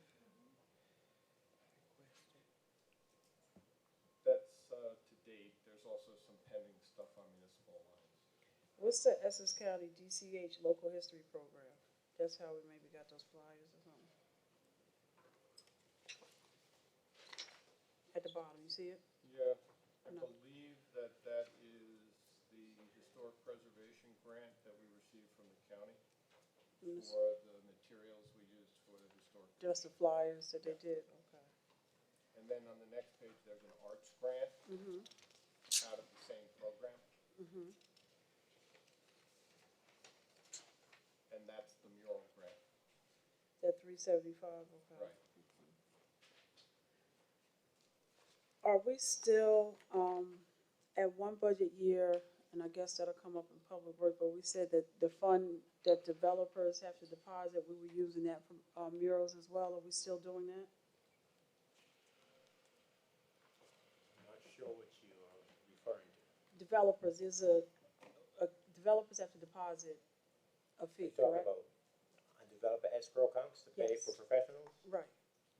But at one point, we were using that for murals and stuff. Are we continuing to do that? No, the escrow monies there's a defined purpose for their use. And we bill against that and return the balance if there is a balance. Okay. And if you're talking about impact fees, Mhm. that depends upon the individual redevelopment agreement as to Okay. whether or not we set those up. Okay. And so I see a lot of these grants are just, so do we know if we're actively pursuing? Or sometimes these are one time?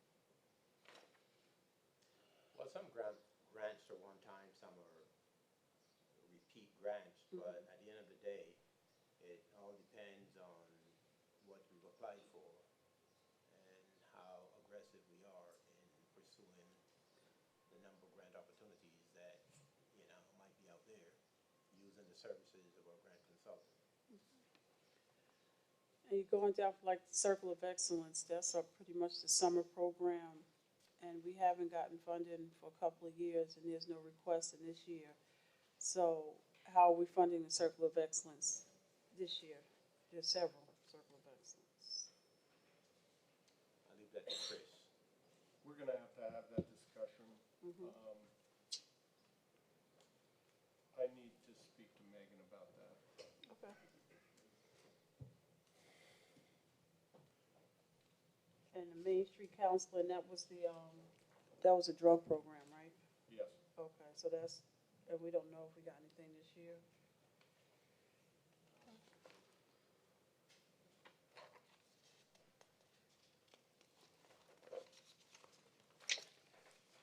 Okay, page 64. Council President? Yes, Councilwoman. So I just have one question. When you look at the grants, you see several different parks. Is there anything in the works for Ropes Park? Any grant applications? For Ropes?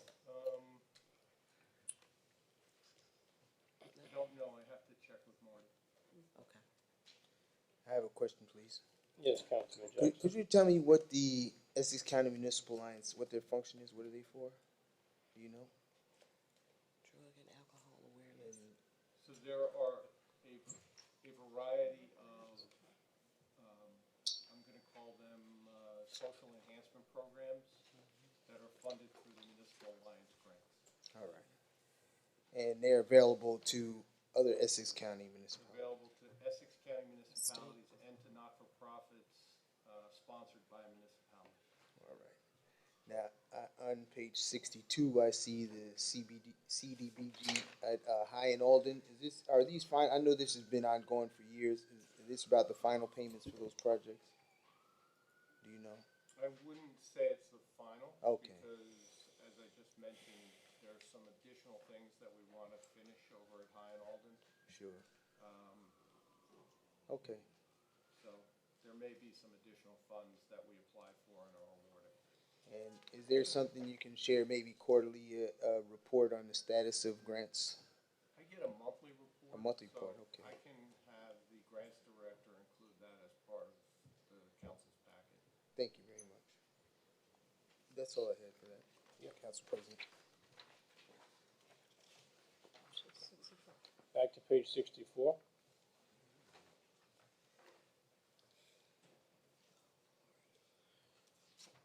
'65. This is the capital pages, so.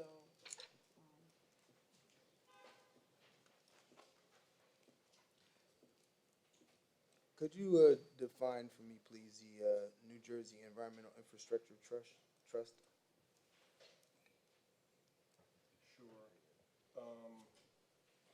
So there is what's commonly referred to As the EIT. It's really broken into two parts. One deals with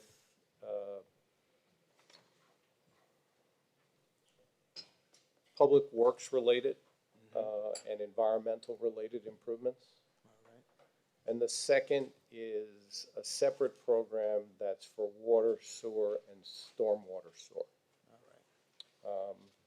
And those requirements under the EIT are different. It's a state, basically a state bond program that's funded, and we get the pass-through funds. There's an application process, there's a lot of oversight, there's a lot of things that have to be submitted. So, for example, your 38 roads that are being paved this summer are all coming through the Environmental Infrastructure Trust. And the improvements that we were talking to the council about in terms of the water, sanitary sewer, and stormwater sewer, many of those applications will be made under what's called the H2 loan program. Thank you. So, and Buddy just mentioned that, Mr. Harwood, what, when did we commence, paving? Like in May? I actually think it was either the last weekend in April or the first week in May. And is anything completed? Not that I know of. Most of the work that's been done thus far is concrete work. Okay. I think this one also has been changed, the name, I believe it's now the New Jersey Infrastructure Bank. Yep. Infrastructure bank, okay. So on this, capital improvement, fund, you're requesting, 2 million this year? That's correct. Is there is there a plan as to, how that money is to be utilized? We will come to you with an ordinance at the appropriate time when we prioritize the capital needs. So, but you're asking for us to budget, I mean, you don't have, is it going to be in?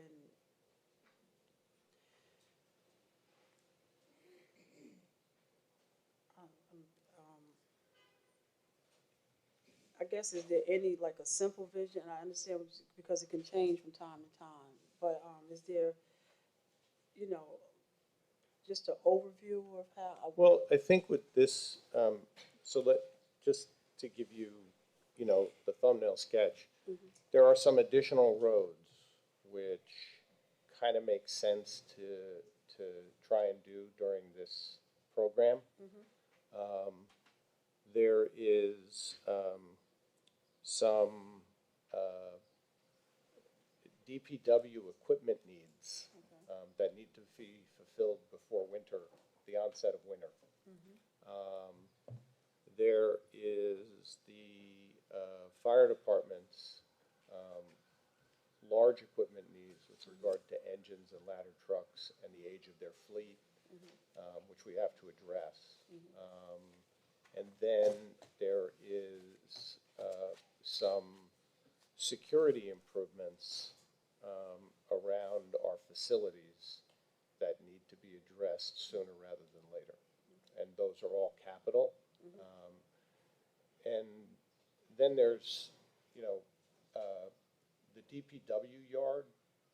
For example, I know that one of the things that is going to be paid for out of this 2 million, or at least out of the capital appropriation account, the capital improvement fund, is we need to put the fuel tanks in down at the DPW yard.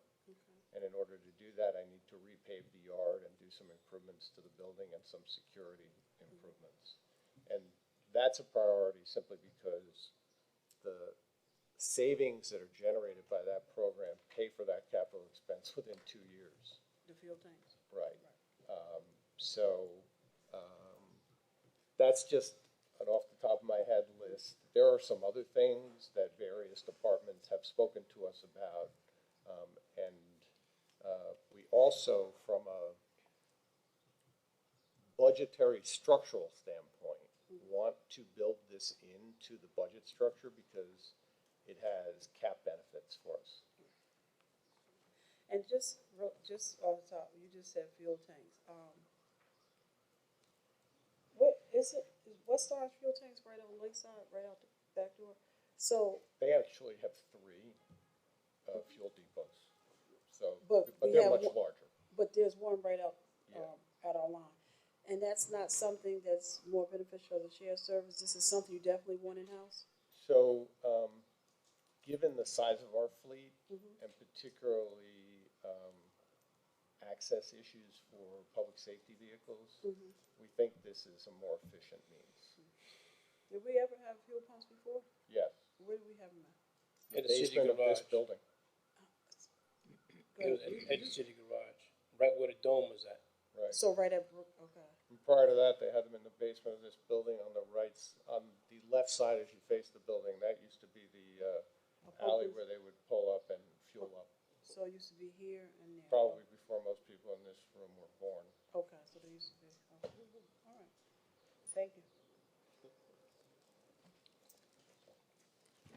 And what's the difference between a capital improvement demolition versus a regular demolition? Because it's just a cost? Capital improvement demolition is usually tied to a subsequent construction project, whereas irregular demolition is, that building needs to go and go quickly. So there's no long-term plan for its replacement. So like if we were gonna knock this and rebuild, this would be under capital. Thank you, Council President. Page 66.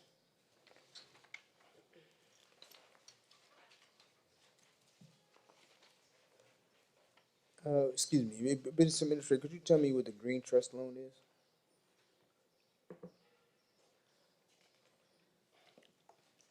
Or someone? I don't want to misstate it. I'd have to go look it up. Okay, I just, out of my curiosity, it's just curious. And on here, we're requesting the demolition loan program. Is that for like when owners can't demolish and we have to demolish and then put a lien on that? So the demolition loan program is actually another state loan program Mhm. that you can get for demolishing buildings and moving trees and things like that. But this could be done for private property and then we lien it? It's technically supposed to be done for public property. Okay. Or in furtherance of a public purpose.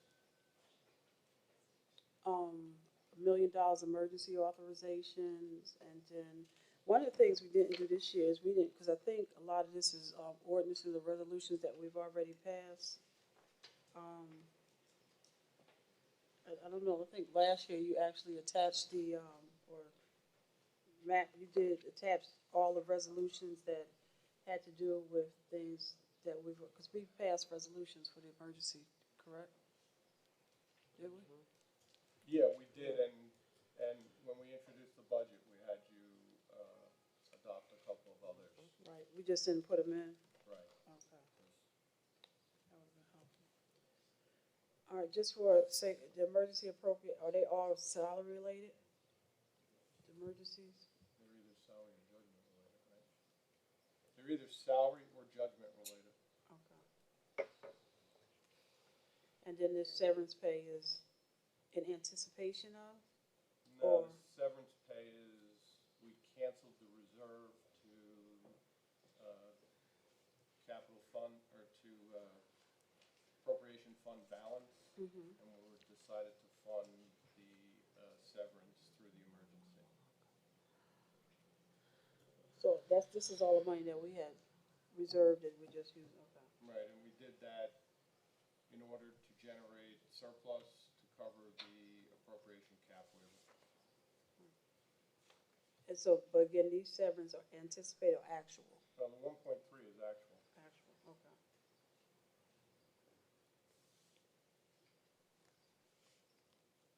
Page 67.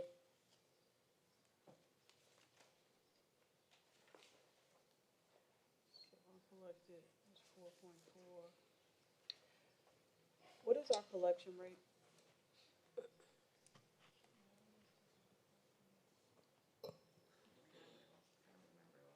It's like 94.2, the last time we checked. coming, yeah, and it's coming up. It's also gonna come up substantially by the end of this year. Because you have, in addition to all the other resolutions we gave you with the budget, we gave you 2 resolutions, one for a special tax sale and one for an anticipated, accelerated tax sale, thank you. The special tax sale should wipe out a bulk of currently delinquent taxes. And the accelerated tax sale should,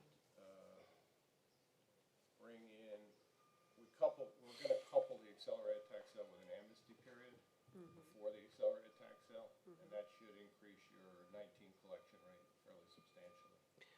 And so you're gonna do an amnesty and then what's the amnesty, what are you?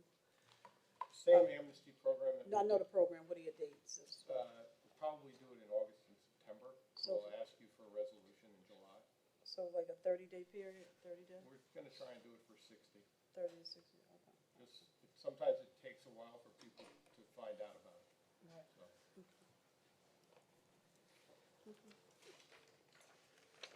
Page 69.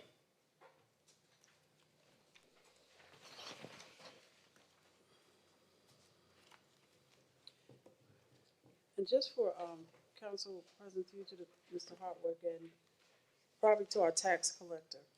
Mr. Hartwick, I've asked in the past, I know that once a person gets delinquent and, it gets into a certain status that, you know, when they have to come before the council before you can accept funds, once it's in a, the taxes, so if a homeowner has taxes and it's gotten to a certain, I can't think of the word, certain point. In other words, if the tax goes up in an auction and isn't purchased, and it's then reverts to a municipal lien, the only time we would be able to accept payments, which we've never done, is to get it approved by the city council. Right. But we probably would never ask. And I guess because what I have seen is because you have that tax sale, or let's say, because everything goes on that tax sale, and I have seen like $2,000 be on that tax sale, and a person come in to City Hall with $1,850, and the council meeting happened yesterday, and you know that's something like that, and it has to go. So there's nothing that we could help move that along when it's like 90%, you know. Once a person's in a municipal lien, they have to bring in all the money. The statute does not allow us to take partial payments. Unless the council approves it. Even then, I don't think the statute actually permits it. You have to approve a payment plan program. You can't do it on a one-off basis. But who has to approve the, we Well, the have, administration would have to draft it, and it would have to be presented to council by the administration. and I think that was the scenario, and there's nothing that, by a percentage of that large, that we can do without having to wait that long period of time. That's what I'm asking. No. It has to still. Thank you.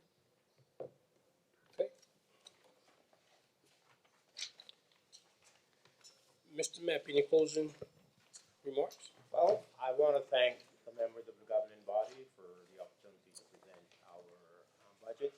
Please do let us know if there's any additional information that you need, either from the assessor collector or from the other part of finance.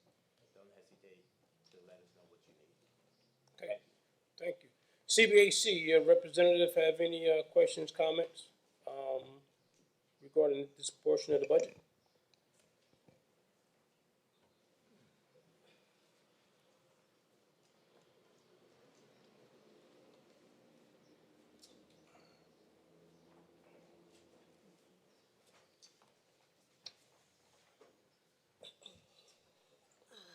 Thank you, Council President. Yep. Nicole Wigfall again, representing CBAC. One of my colleagues raised that we just have one question to ask of the Finance Department, Assessor Collector's Office. Again, thank you for being here and presenting to us the numbers that you've given us. We just saw one thing that kind of raised our eyebrows was the request to increase of $42,000. We were wondering what was that for? Which department? Page Page number? Do you know? You wanna take my book? Here. Just say it out loud, say it out. Page 41.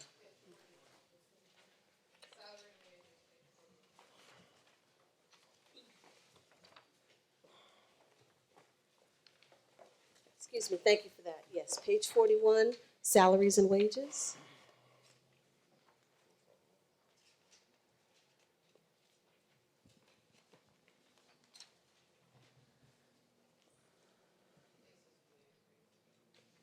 It's a request for an increase.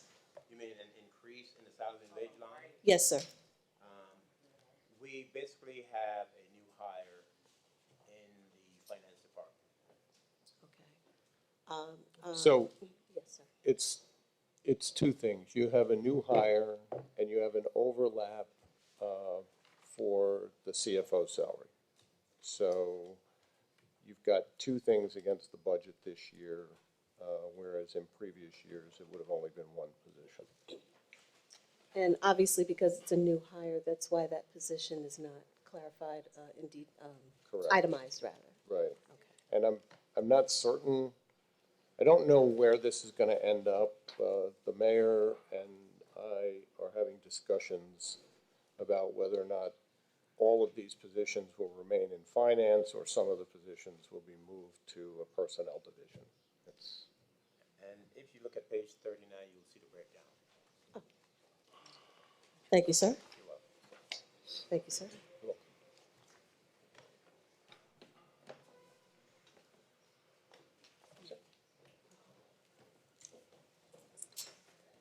Thank you all. The next, Go ahead. Yes. There's a, Just one more thing. Sure. The collection rate went up from 92.84 in 2017 to 94.77 in 2018. Oh, that's good.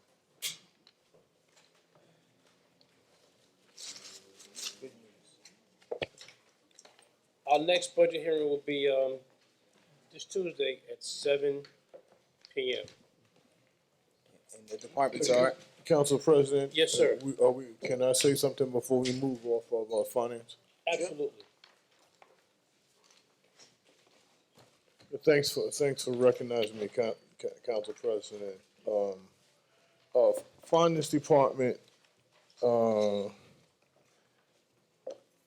can I say this? I mean, the fire department, the police department, and DPW has a tendency to steal all the thunder in our town, whether it's personal kudos or highlight reel film and Facebook posts and everything else. But to me, in a sense, I'm really, really hard on finance.